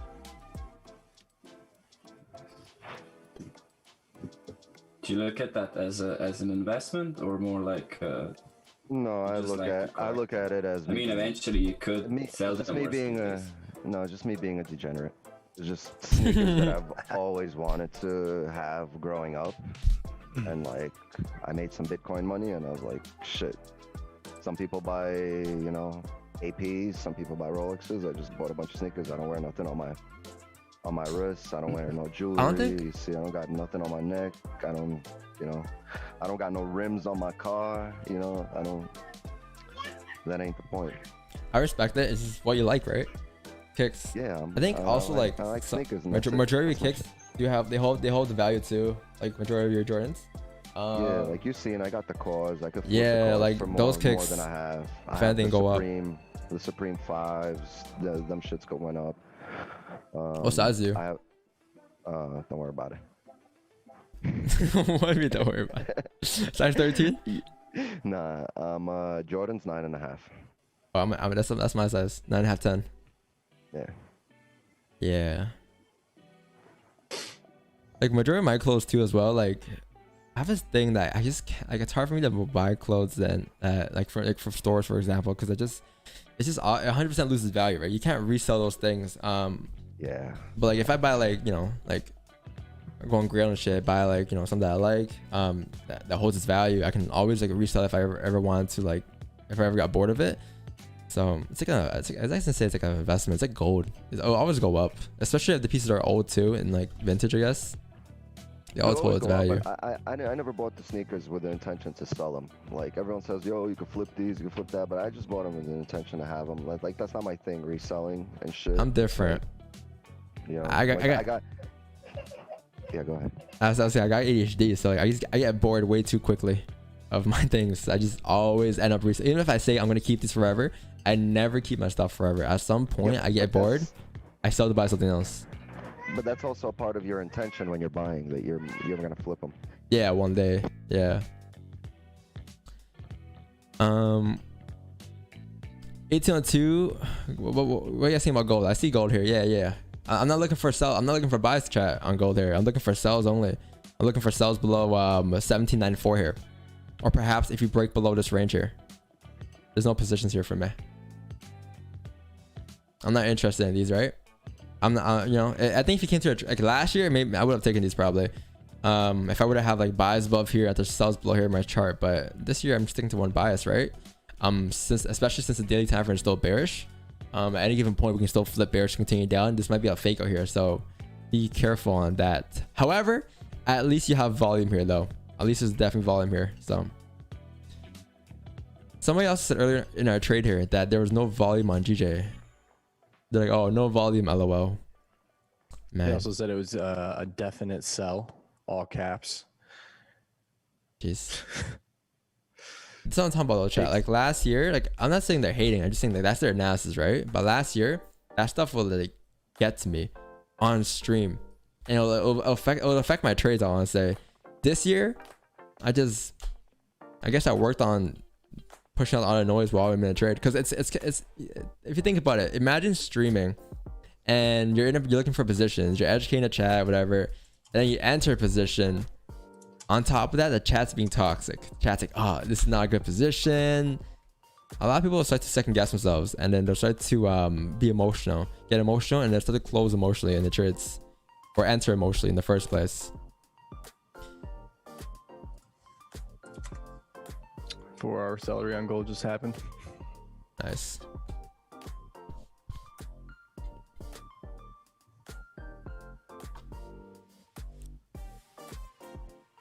Damn, it just feels like every day has been tempest for us, eh? These last couple of weeks here. Thank you so much for your guys today. Got in a little late, but managed to close for a $100 profit. Good stuff. If I hit the like button twice, I would. Thanks, man. You know, you can go on your second account, your burner account, and go ahead and leave a like. Nice. We take donations too. Chat, you guys do not gotta donate at all, man. No, I'm kidding. Please not donate. Go use that money to go fund your account, you know, or add it to your account. You'll have 152-100 as a strong resistance for GJ since 2018. Been trading for 3 years.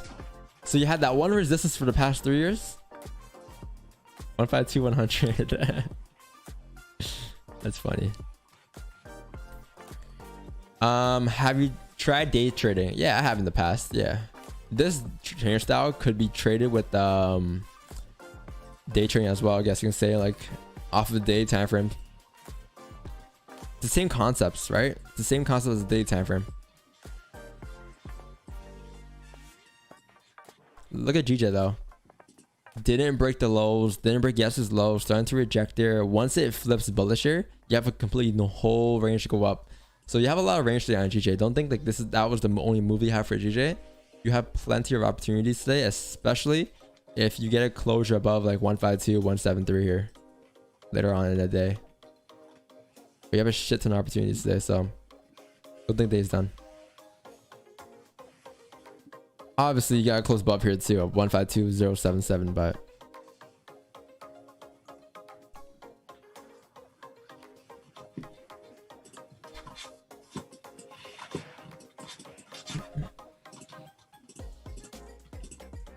watching my phone, my PC, streaming, laptop. Hey, appreciate it, bro.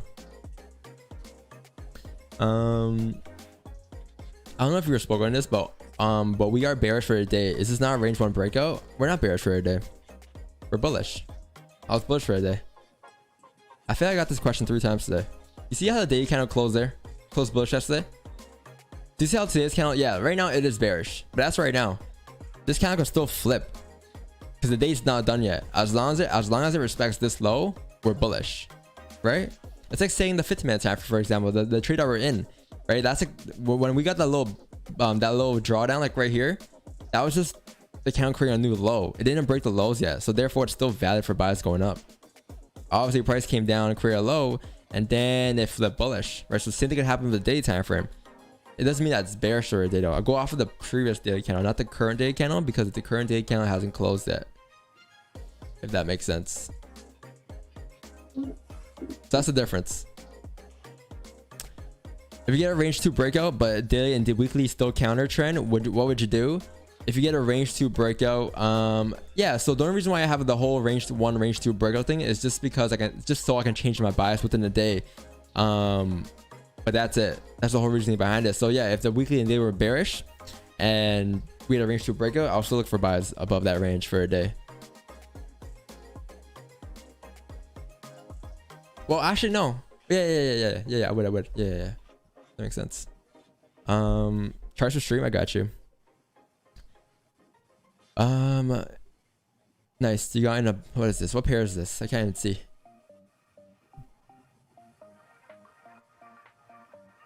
When you send out charts, you can send a full link, by the way. It's better if you send a link too, because I can't see. It's kind of cropped there, right? Enter on a break and hold for the 15-minute. I think the daily is heavily bearish here. I'm not sure what time frame this is. I think it's a 1530, but I believe the daily is heavily bearish here. Or this is GJ, is it? Is that GJ?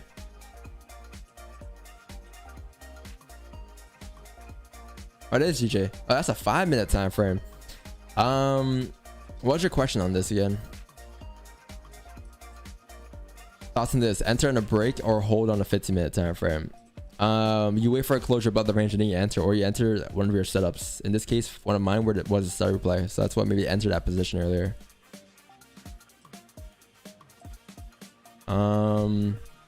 But yeah, I think this is more of an impulse entry here. This is more of an impulse entry. Off of what I see here, this is more of an impulse entry, like Pip Hunter said. So, Mr. JXTR, want a closure above my 30-minute resistance? Yeah, correct. Same. 2 trading stops on next candle lows. I closed 50% risk when this candle closed bearish. Re-entered my 50% position here using the current trail stops. Move stops. Nice. Yeah. Same trade we took here. That's a lovely trade. Trail stops, 101, partial TP. Lovely trade, bro.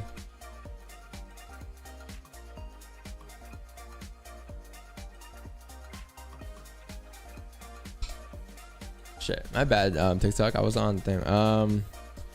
Love, live, serve. What's up with this? Close 50% at 10 pips. Close 50% at price rejected resistance. Added 50% back as price broke the highs. So what does this mean though? Like, how come you close? Oh, okay. You know what you gotta do, Chad? You gotta put numbers next to the charts here, because I don't know where you're talking about. It's all over the place. You gotta put numbers on the screen here. Enter out a break of the highs, added 50% back as price broke highs, close another 30% and move second entry to break even. Stops below current candle. Yeah, the whole trade made sense though. Yeah, same entry we had.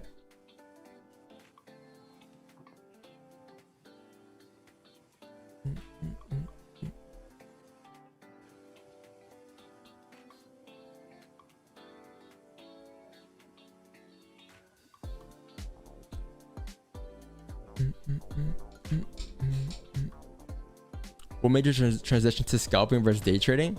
I think scalping, it's like more of like every day you come to your charts, you have a lot more opportunities, and especially if I'm only on for like maybe 2.5 hours a day. So like every time I come on, it's like you get a lot more opportunities, whereas if you're day trading, you get a lot less opportunities, because you gotta wait for the higher time frames to close in a certain direction for you to enter those positions. So that's what made me transition over here instead. I used to be a swing trader though back in the days. A swing trader, day trader, all of that. It just, I guess it has to do with the strategy as well. Like the strategies that I've had with that trading style was more so of the old McLaren style trading for me. It wasn't really just this trading style. It was a bit different, if that makes sense. But I want to try out this strategy one day eventually, using the higher time frame. So like taking the same entries, like the same closures above the ranges, same rules apply, but just on a higher time frame, like the daily and the weekly time frame. Obviously stops would be a lot bigger. Like for example, if I were to enter a position today on a daily time frame, I would enter a position on the break of this high again. My TP would be somewhere up there. My stop loss would be the current candle daily lows, because that's the same thing we'll do in a 15-minute time frame. At the end of the day, candles will forever be the same candles, right? But yeah, that's how I'll do it with that trade. You're not still in GJ, are you? Nah, I closed fall earlier. Oh. It's just on my screen still. I think some people have runners here today. The 15-minute time frame broke the lows, guys. So if it re-breaks that low one more time, I believe high chance it has to continue down here towards your original entry point. Gold needs to break and close above 1803 to continue up. Yeah, like gold buys aren't bad too, especially if you get a range 2 breakout. But I believe I'll look for buys above, well, yeah, above here. I want to say above this resistance here at 1805. Above there going up, you have a nice range that's around 4 pips. Are you in this, Andre? Gold? No. Oh.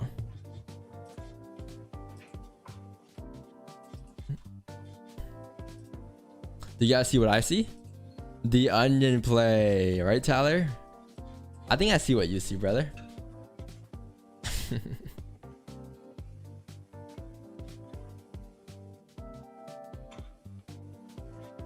Yo, Andre, can you take over real quick? I gotta get some water, if you don't mind. Unless you're busy. Yeah, I'll you wait. want to leave me on gold? Yeah, I got you. Gold 30. Wait, what time frame? Perfect. Yeah, that's perfect. Gold 30. That's cool. That's cool. That's cool. I don't know, Chad. We have news at 10 a.m. So I don't know. This might be priced in, and if we get some type of closure above 1804.81, this level that Don has here, that would be a range 2 breakout. I'd be contemplating taking buys. I'd be okay with that. I'll call this range 1, range 2. This is range 3 for me, so a closure above here is good for buys.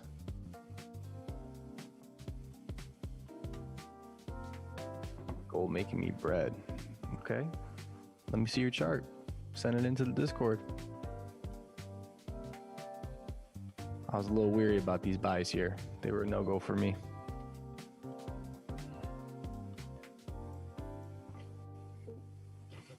I don't trust the buys, bro. Yeah. Because of the bearish bias, like, I'm not sure. Because the previous daily, like, we can't switch the time frame, but the previous daily on gold closed below there is a small support on the left. And now the current candle broke the yesterday daily lows, but didn't break the daily highs. And to break the yesterday's daily highs, it has to go above 1811.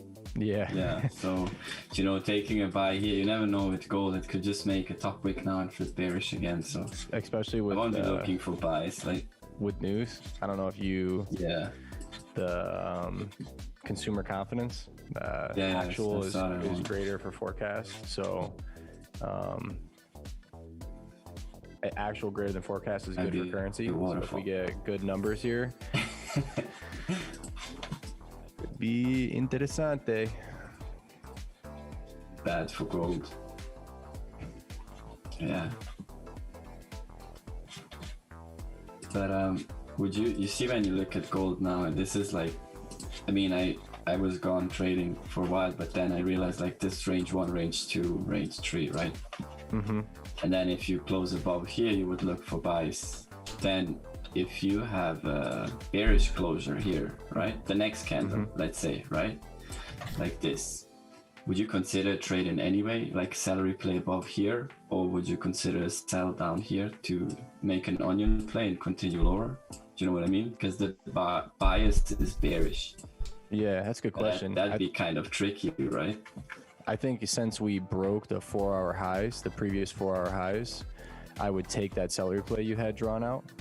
And then if anything, if we did have like let's say the salary play didn't play out and we had some type of bearish closure and we came down, then I would look for some type of bullish confirmation for the onion coming back up, right? Yeah. Enter there in that candle to retest the highs here. Like this area here, for me, that'd be like super complicated. Like, not to confuse myself, I'd be like just bearish bias. If I get it close back below here somewhere, I'll just take a sell to fill this range. Come back down. That's how I'm thinking right now. Yeah, I'm not considering the buys. I mean, everything makes perfect sense. It's just for me, like, you know, if I had a closure like this, I'd be like, fuck, man.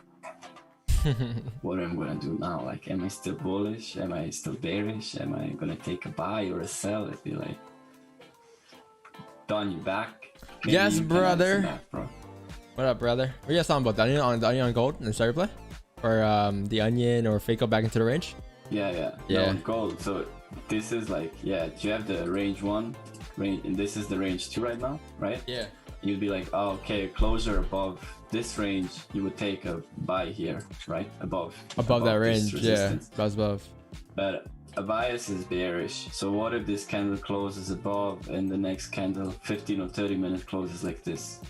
Do you consider salary play buys? Did the daily break the highs yet? This range? Or would you consider No, that's a scenario if it would happen. Or would you consider sells if you have a bearish closure and be like, okay, this was a fake out, and it will continue back down? I think this entry right here is similar to the entry we just took on GJ, because it wasn't like a range to breakout, but like since the day time frame is still respecting the previous kind of highs, this entry right here would make a lot of sense because it's like, okay, cool, this is a fake out above this range here, coming back, pressure continue down towards the support here. So I'll be fine. I'll be fine taking a position on that if that scenario were to play out. But the thing about this though, Carlo, is that the 4-hour time frame on what was it, on gold here is bullish, and it closes in about 34 minutes here. And if it closes bullish above, I want to say this resistance here, then you can say ciao bella, because the next forward candle will highly likely continue up towards the next range, which is going to be somewhere up here at the top of the area. So I'll be cautious about that. Yeah. Andre mentioned that with the 4-hour candle. That just what Andre said. It's only for me that when you look at the daily candles, yeah, like it looks really bearish on gold. Like even though currently it looked like the current daily candle, it's bullish, it doesn't mean it's going to close bullish. So for me, honestly, I'd just be like, bias, bearish. I just look for sells. Had one trade. I think that's a good idea, Doesn't bro. play out tomorrow, because there is so many options that and the more you look at it, you'd be like, oh, okay, I could have a sell, replay buy, could have a close above and then a buy on the next candle flip, could have a fake out and then take a sell, and then you take one trade and it doesn't play out and you take a sell, and you'd be like, you know what, fuck it, I'll just come back tomorrow and find something cleaner. I think that's how the brain in chat works right now. It'd be like all over the place. That's how I used to trade. I'd have like 6 trades from London to New York every day, and it'd be like, oh man, it's just too much. Like too much panic, too much FOMO, too much stress. Did you guys have a phase where you were just going from a few percent up to a few percent down? I feel like I'm just throwing water. Yeah, of course. And like that's the toughest stage, just because at that stage is when you start to, like, I guess, second guess yourself and second guess your strategy, because you're like, okay, you know what, I'm doing better than I did before, not blowing accounts, but why can't I get profitable?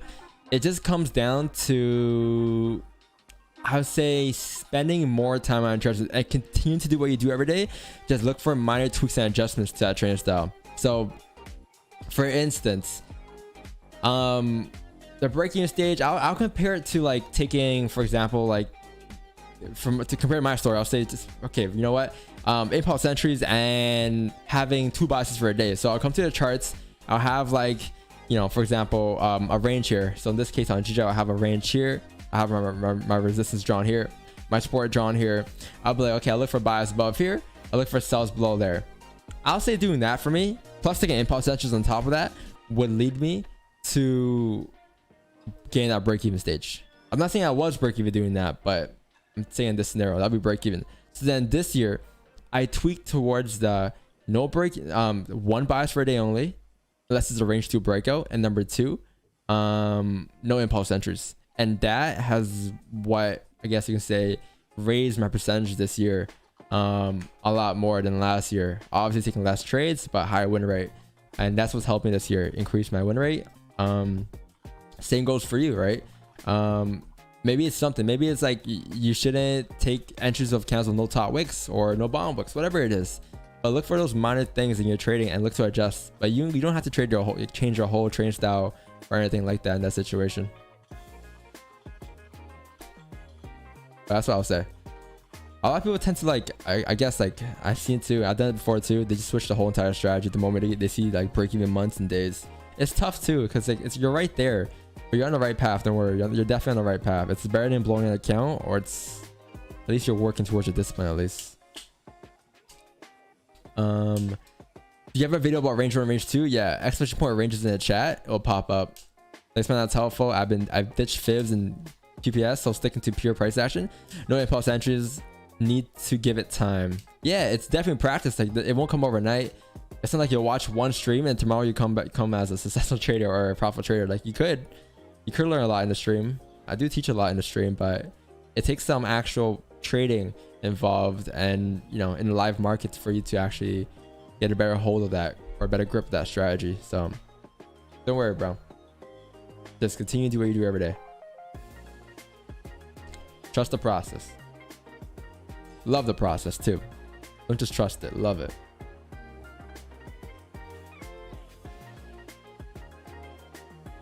Hello, Don team. What's up, Daybot? What's going on, man? It's been a long time no see.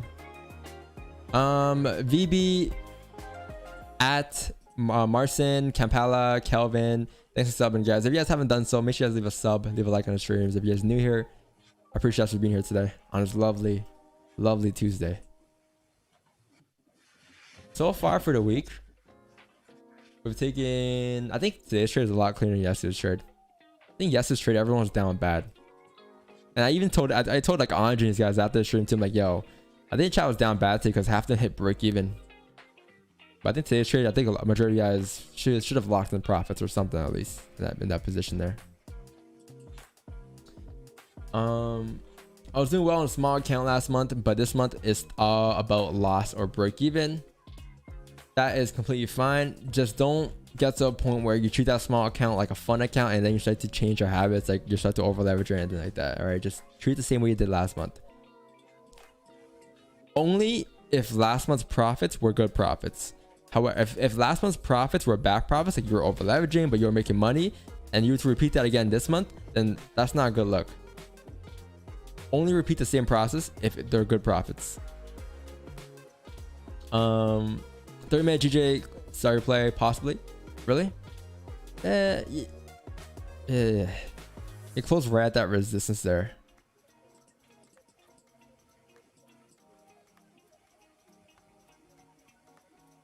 Close right at that resistance there. I'll say wait for the hourly candle to close here in 27 minutes here, because the hourly time frame still closed above this range here, so it should be good. But if the 1 hour breaks the high, it should be valid. Plus also you have the 4 hour candle closing in about 27 minutes as well. This candle is very crucial here because I think a bit earlier everyone was kind of worried about this 4 hour candle being bearish now, but now that it closes, or if it closes bullish here in about 27 minutes, you don't got to worry about this bearish candle anymore. You can kind of shift your focus towards this bullish candle here, or bias going up. The next 4 hour candle should continue up something like this as long as it respects the previous candle low. So, you know what? You guys know what I'm craving right now? I'm craving a Portuguese tart. Andre, you fuck with those? Never had one. You never had Portuguese tart? Pull it up on Google. What is it? A Portuguese tart? Is that what you're saying? Yeah. It's like a thing. It's like a, I guess, a dessert. Yeah, I guess so.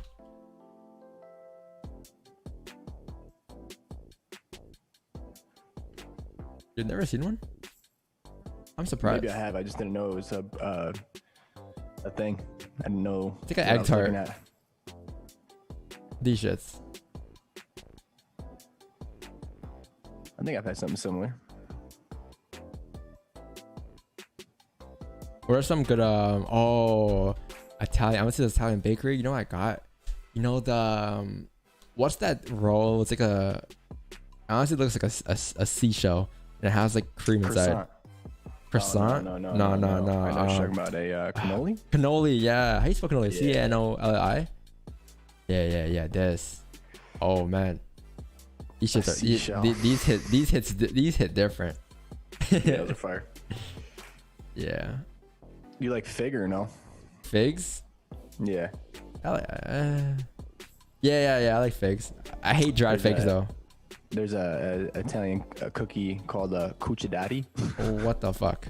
I don't even know how to spell it. A cucciadati. It's like a fig inside. It's a cucciadati. I have no idea. Is that how you spell it? I might just try it. Fuck it. This? Yeah, those are cucciadati. Look how it's spelled compared to how it's spelled. Yo. Yeah. Those are fire.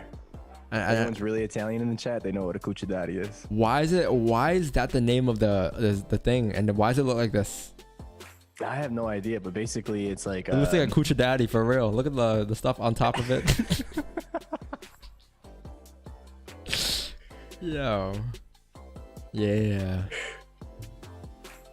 It's not bad. What are you gonna say about it? They're fire. They're Super fire? good. Yeah. Man, we need a trade. We're down bad, chat. That's FX. No, but why did look at that though? Chef in the back going to work when he makes those. Man. His biscuits.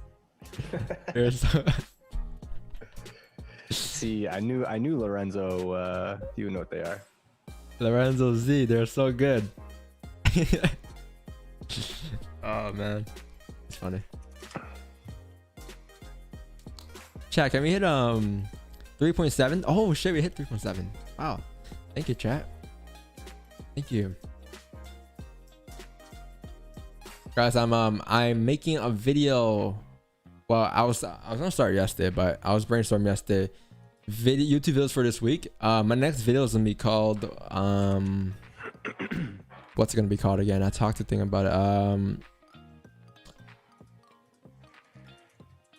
3 habits that help me in trading. Somewhere along those lines. So I'm gonna make a video on that. Somebody talking about impulse entries, and why I don't take them.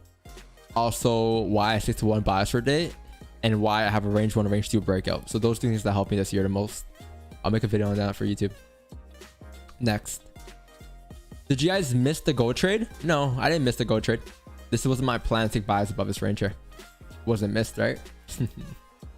Wasn't my plan.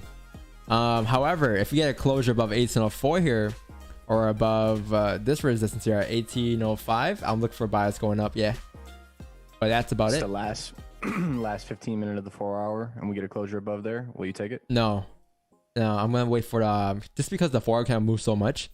I'm expecting that count to trace a little bit before it closes, so I'm gonna wait for the 4 hour count to close and then look for positions in this scenario here. So maybe 9:15ish, but then again, I don't know if I'll be on for that long. So let's see what happens here.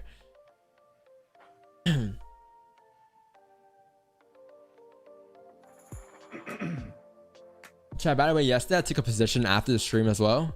With my solo channel, we hit break even. It ended up hitting TP app right after we hit a break even. I think it was around here. It was right 10 a.m.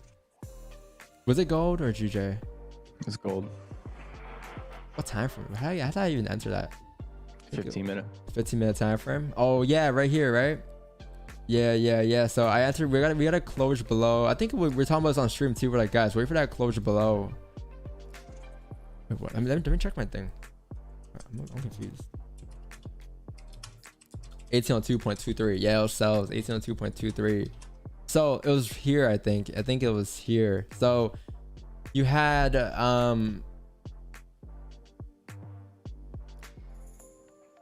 this candle. Yeah. So you had like this candle. I guess you can say you had like this support here on gold yesterday after the stream that I mentioned. Like, guys, wait for a closure below here on a 15-minute time frame. Once you get that closure, you can look for positions. So then we entered on open the candle. Price came down, got around like 7-8 pips here. Move or stops to break even. Price then hit break even and then shot away up. And then the 30-minute candle closed bearish after below the range and then continued down towards our TP. So we got out at break even, but that wasn't bad of a trade. Speaking about the 30-minute time from here, we closed above on a 30-minute time frame. I just realized that above 1803 there, but then you had a minor resistance here, which it tapped perfectly. Let's wait for that 1 hour close. Taydon, this doesn't look like a lower high to you, GJ. I don't really trade lower lows and lower highs like that. I simply wait to see the things I'm waiting for instead of like guessing, like, is this a lower high? Is this a higher high being created? Like, yeah, you can say that this is a lower high, but I wouldn't even enter in the lower high. Like this in this situation here, I wouldn't enter anywhere. I'll wait for a closure simply above this resistance here. Once you have that lower high formed, and once you get that closure for a confirmation, and then I'll enter a position going up towards 152, 182.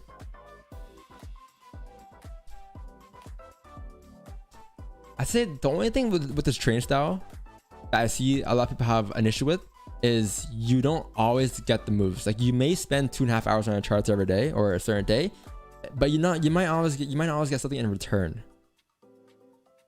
we've been lucky enough, or I guess grateful enough to have a move every day for the past 2 weeks here on the streams, but you're not always going to get these days or these weeks like this where every day will present an opportunity for you, because you might not always get a perfect scenario for your trade setups. But again, that's the whole point of our plan and why we're so disciplined. Do you have a PO box? I was thinking of getting one. That'd be cool. Open like stuff up on stream, like gifts and stuff for Christmas and stuff, or like, you know, whatever events. If you guys send me some weird stuff, oh my god, that's why I don't want to do it, because sometimes it's weird. I don't want to be like one time I was watching XQC stream, someone sent him syringes. That's weird, man. That's so weird. XQC.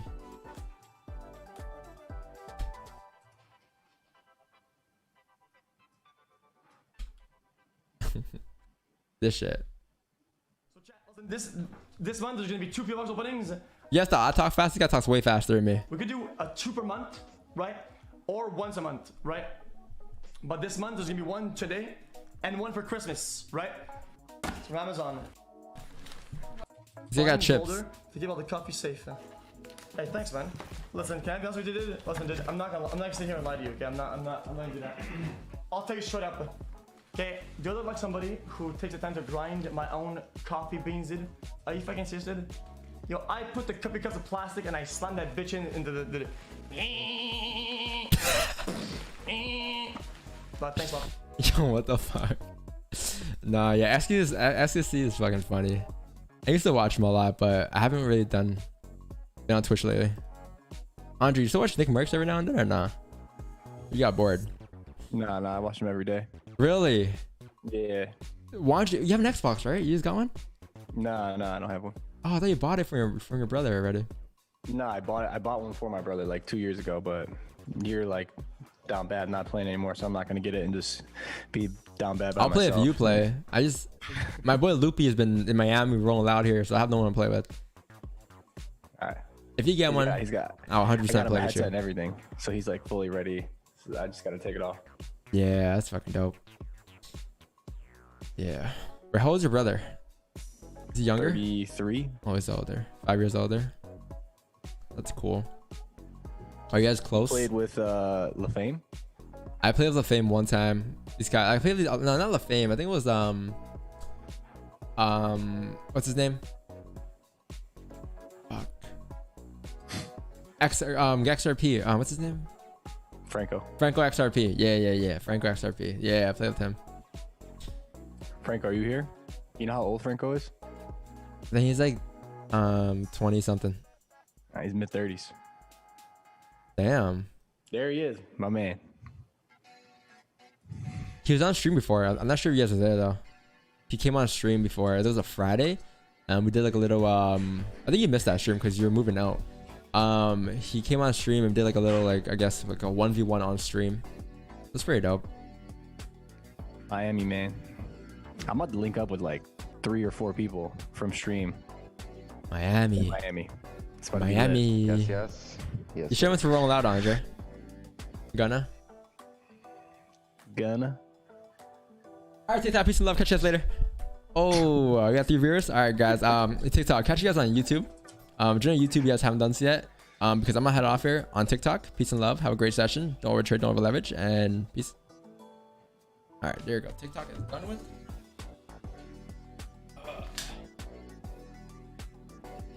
700 viewers.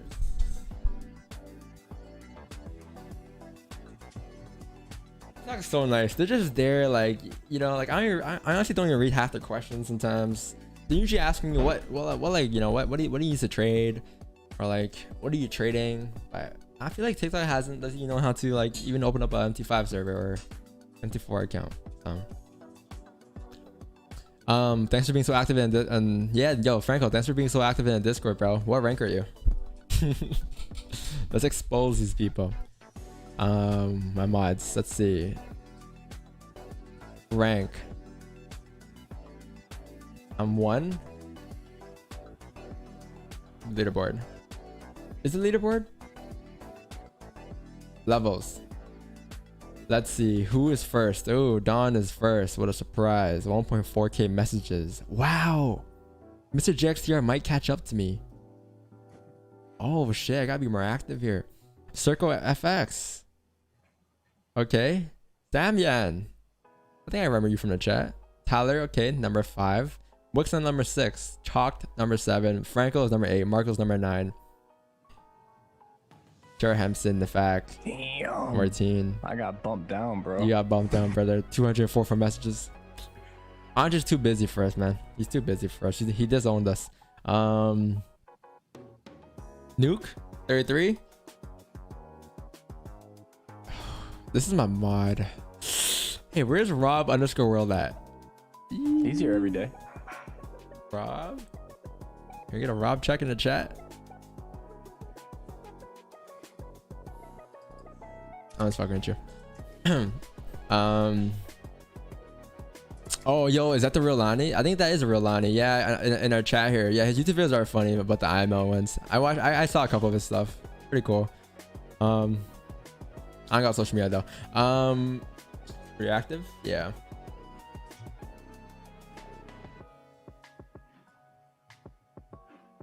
I think I asked Franco if he want to be a mod one day for YouTube. He's like, nah, it's too much work. But he's out here taking care of the whole Discord server, which is 10 times more work. Definitely. Yeah, Lonnie is dope. Cool. Cool vibes. What am I doing here? Charts for stream, right? Training resources. Oh, this is managing risk positions. Nice. Stream reaction. This is Marcos for real. This looks exactly like Marcos. Oh man. Marcos is in the army right now. For those that are wondering where Marcos is, he's in the army, so he's setting up satellites every day. That missed trade on gold was sickening. It's not missed if it wasn't planned, right? Like, ask yourself this: would you have entered this trade? Like, obviously, now looking back at it, it's easier to say, yeah, well, of course I would have entered. I would have entered on this wick down here, and would have got out like right here. Yeah, it's easy to say, but be honest with yourself. Would you have entered that trade? Where would you have entered? Following your plan, what entry would have been the entry that you would have entered on? Following your plan. And if you can't answer that question, then you wouldn't have entered. Me, I would not have entered. Why? Because my bias was bearish today. I was only looking for sells below 1794 or below 1789. I wasn't interested in this unless you get a range 2 breakout, which will be above this range up here, above this resistance here, going up to fill this. So those are where my bias would be, right? But I wouldn't have gone in here anywhere. Even if we move 1,000 pips in that situation, I wouldn't have cared for it. It wasn't my position.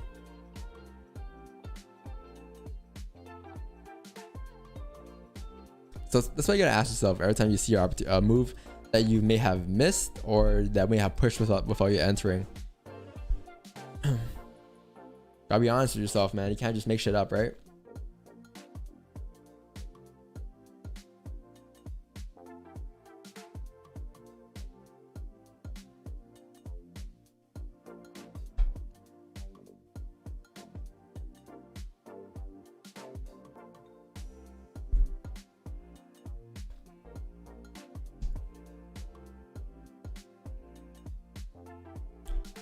Our buys only VAT on GG above 152, 170.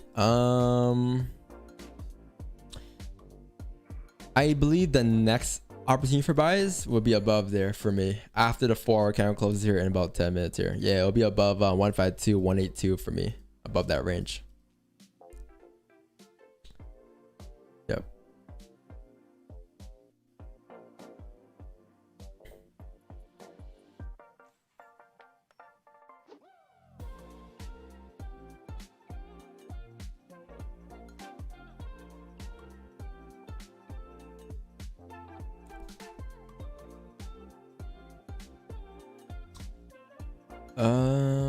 Better to miss a trade and wish you were in it than to be in a trade and wish you were out.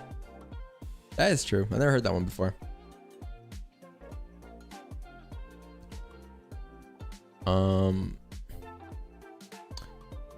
Please review my chart so I can see what to improve on. Yeah, if you could send it in the Discord server. Oh, you did. Cool.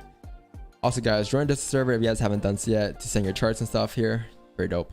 Alex777 here. So 1, ranging. 2, close above resistance but no top wick. 3, close back into the range. 4, new candle bottom wick form. 5, enter position when it breaks the previous highs. 6, move stop loss to break even when price hit this minor rejection zone. Minor rejection. TP1 10% or 50% at 10 pips. TP2 25% at 22 pips, and TP3 another 20%, which is a full closure. Weekly bullish and broke the previous high. Daily bullish. Current 4-hour bullish and respecting the previous low. 1 hour bullish, hence bullish bias. You were asking if you could improve on anything here. I think this is a good entry. I don't think there's anything you could have done differently. I think this is you did it perfectly here, or at least to me perfectly, on how I would have done it. That's exactly how I would have done it. I would have entered position here, move stops to break even once price tapped this minor resistance like I did. This is a very well charted too. I like the numbers, I like how organized it looks. Yeah, this marked up too. Like, yeah, this is perfect. Nothing's wrong with this. Perfect chart. Same chart we took too. This used to look like Carlo's charts. Carlo just sent charts like this. But then Carlo retired. He gave you guys the crown. I had those little boxes, you know, like. Oh yeah, you did have those boxes, yeah. Yeah, they'd be like this. Yeah. I mean, literally, who said it? Carlo graduated. On the chat. I had someone ping me this morning, or was it yesterday on Discord? Hey man, so how did you get from the chat, or did I buy a course from you or something? I was like, no. I was like, I think Andre and me are the only one who moved from the chat to the Zoom. Like, probably someone, I don't know if Mix9 was the same because he was there before us. But I don't know. Thing it's not happening again. We used the chance. We grabbed it with both hands. We're like, okay, let's go in. Do you know how hyped we were when you invited us to the Zoom? And then later on, Andre and me had a call ourselves, and I was like, well, guess we going on the Zoom now? He's like, yeah. I said that? I guess so. How'd the call go? Like the first time I asked you guys to join a Zoom call? I don't know. We were trading EJ, I think, and you just told me like, oh, like, thanks guys for taking care of the trollers and stuff in the chat. And I was like, yeah, I'm on a call with Andre on the Zoom. And then you're like, oh yeah, get me in on the Zoom, and we got all together on the Zoom. And then after that, you actually invited us to your Zoom, so you added us to the Slack group, I think, was it then? Yeah, Slack. Like, yeah, from now on you'll be on the Zoom and stuff, and we were like, yeah, cool. And then we finished the call with you and you were alone, and we were like, okay, I guess we big traders now, we're going on the Zoom. We'll be live, you're gonna see our faces. It was nice. I mean, we put in the effort, like we send the chart every day. Like I used to send like 2 or 3 charts, and I mean, for myself, not to get on the Zoom, I literally wanted to improve trading. It's just a bonus on top. Be like, okay, guys, join. Yeah, the benefit of being on Zoom is that like you can just like raise your hand at any time, or like, you know, and then ask any questions you want. Get the answer live. Like it's kind of like a 1v1 thing. Speaking about 1v1s, I keep forgetting to set up these weekly 1v1 things. I'm gonna put some appointments out for next week. Monday, Tuesday, Wednesday, or something like that. Around 12 for some, yes, in the paid groups. I gotta remind myself. The fact he's asking me about that. I forgot. I bet the fact. Are you bearish on gold? I'm looking for buys above 1805.249. I'm only looking for sells if you break below 1794 here. I was bearish for gold for a day. I mean, I'm still bearish technically, but if you get a range 2 breakout, my bias will switch to being bullish, and I'll look for buys above this resistance instead. So, best strategy. Let's go in the fact. Appreciate that. Tyler, you fucking kill me, bro. Don will give you a kiss if you join a Discord. That is not true, brother. Group trading over solo trading, yeah, 100% agree. It's just a lot more fun, especially if you stream too and you have the vibes. Like, man, it's definitely dope.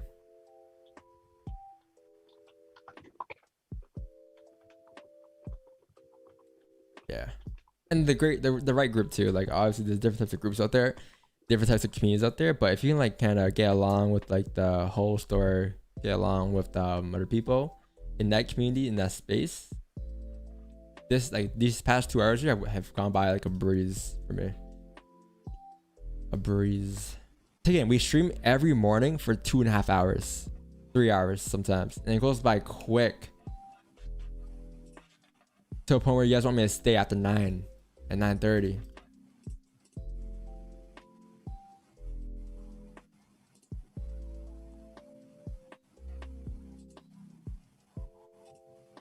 Is a 30-minute on gold a bearish onion play if it closes where it is now?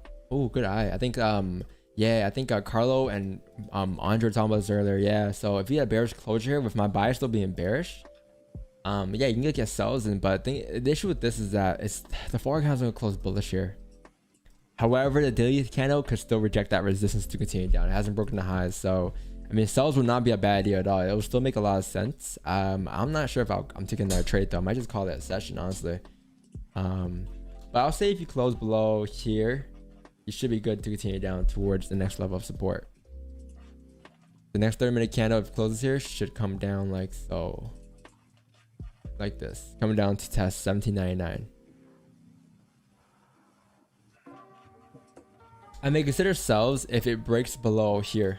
Below 17.99, come down towards 17.94. That's where my sells would be in this situation. I'd rather get sells below there than in here.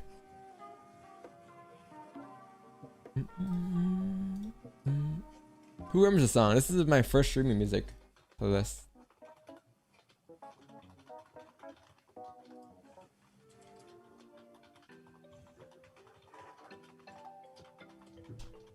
$247 US profit today. Nice, Connor. Remember, we don't in this server, in this chat here, we don't talk about numbers, we talk about percentages. So don't say you're up $1,000 or $200, whatever it is. Put percentages, because no one's know what you're talking about. No one can relate to that, right? But if you put percentages, everyone can relate. Wickstein, where are you, man? This guy's driving to the gym. Is in the... I'm going to drop off my daughter at camp. She's going to dance camp. Dance camp? That's cool. Yeah, one time in dance camp. Camp Rock? So yeah. You see Wickstein steals the show, like his dance moves. Like, yeah, Adventures with Wix 9 continue. I'm gonna be by the beach in about 10 minutes. Alright. Give us that view. I got a nice view right now. I got a nice gloomy sky, Toronto view. Snowing, I mean raining. Fire. Fire, man. I'm actually going to a Nike outlet after, so might cop some like more dry fit shirts and like more workout clothes. Andre, I know what you're gonna say. Alright. I know what you're gonna say.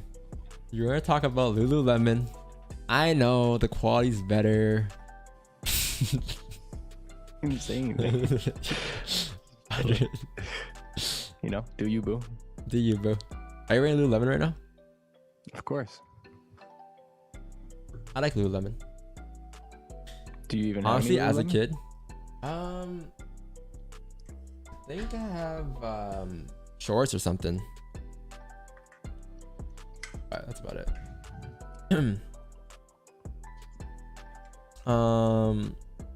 I'm just, you know, I usually like to get dripped on Nike though. What is the average win rate? Average win rate is... What's the average win rate, chat? What do you guys think? I'll let the chat decide. What is the average win rate for this stream? That was a woman brand? I thought so too, like when I was younger, but now they have like, I think they reached like the last couple of years expanded out. Might be wrong though. But they have like a lot of guy clothing now, right? Men clothing. The last like decade maybe. Yeah, I don't know. Yeah, I thought I was gonna say most of the fact. Like maybe 4 years ago, I thought it was all women until I actually went in there. No, definitely not. 90%, 70 to 80, 70, 95, 90. There it goes. 55.65. Okay. Do you, boo? Yeah, we have a pretty high win rate. I'll say like 60 to 70. Or no, what am I saying? 70, like 80 plus. What am I saying? 70 to 80 plus, I'll say. Do you even lose? Not the past 13 trades, no. Not the past 13. We haven't lost in 13 trades.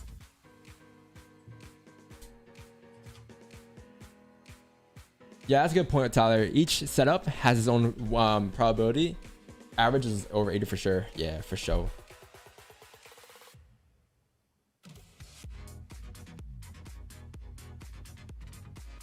I'm driving in the car with these gamer headphones on, getting the only looks. Earmuffs.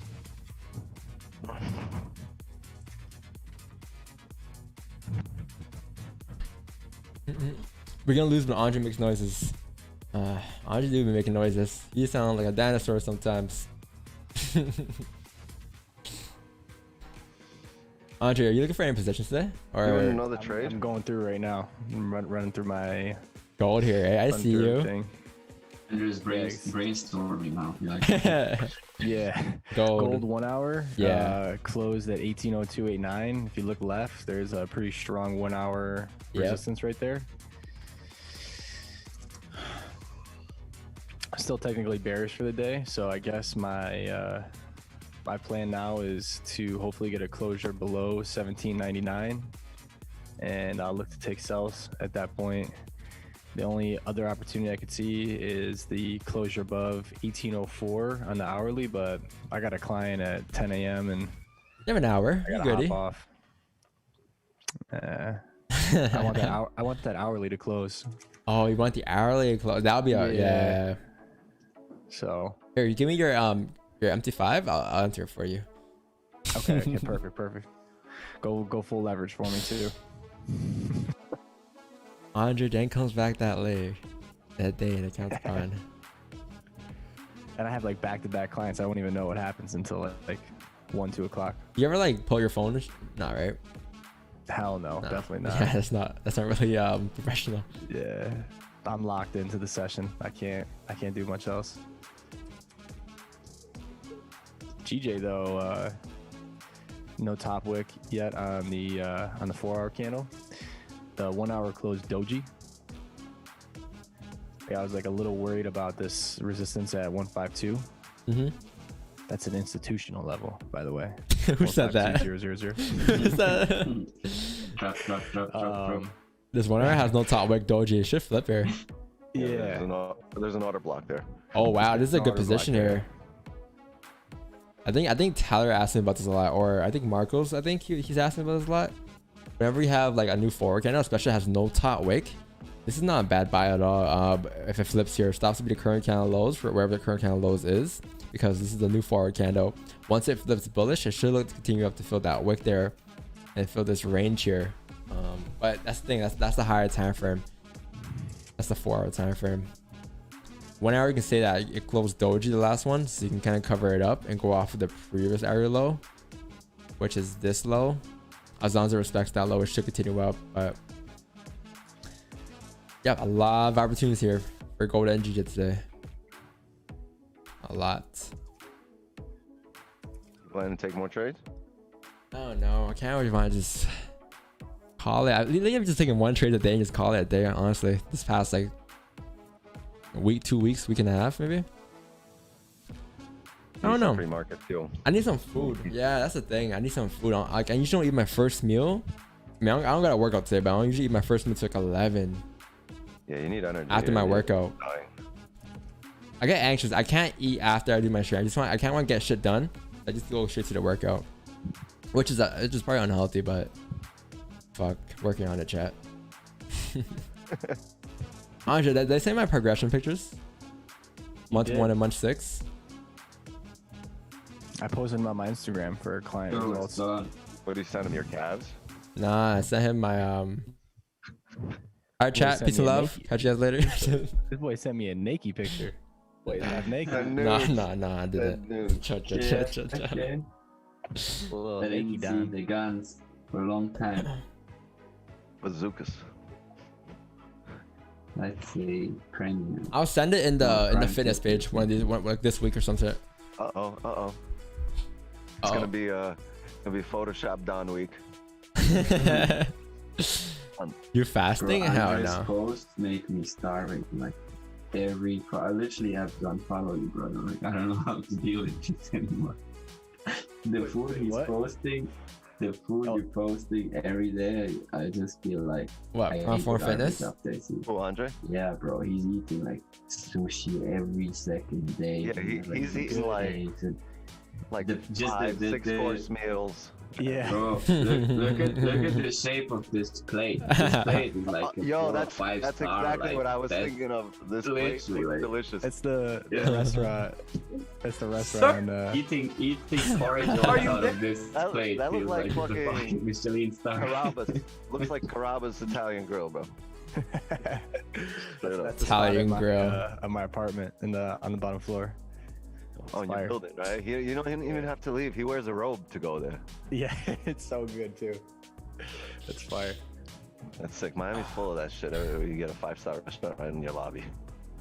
Yeah. Not a Someone mile was high. asking what that was. That was a Yankee. It's a type of pasta. All right, stream. You know what time it is. Time for me to hop off. Sorry, I'm just chalked. Everybody's gonna be like, don't go, please. Nah, Don't I'm go. tired. Please, chat, convince him. If I see something in the chat, I'll call it in the sale channel, okay? The pay channel. I'm looking to take positions on gold, and then buys obviously above 1805, before its hourly closes, or maybe perhaps the GJ buys here as well above 152.074 here. But the 4 candle closed bullish on GJ, obviously support. This 4 candle is a fago, by the way, too. If you look at it, it's a range that we have formed. We're breaking back into the range here. So I do believe the next 4 candle should continue up towards the next range here, which is somewhere up here. I want to say at 152,500, as long as it respects the previous 4 low. But that's the 4 candle on gold.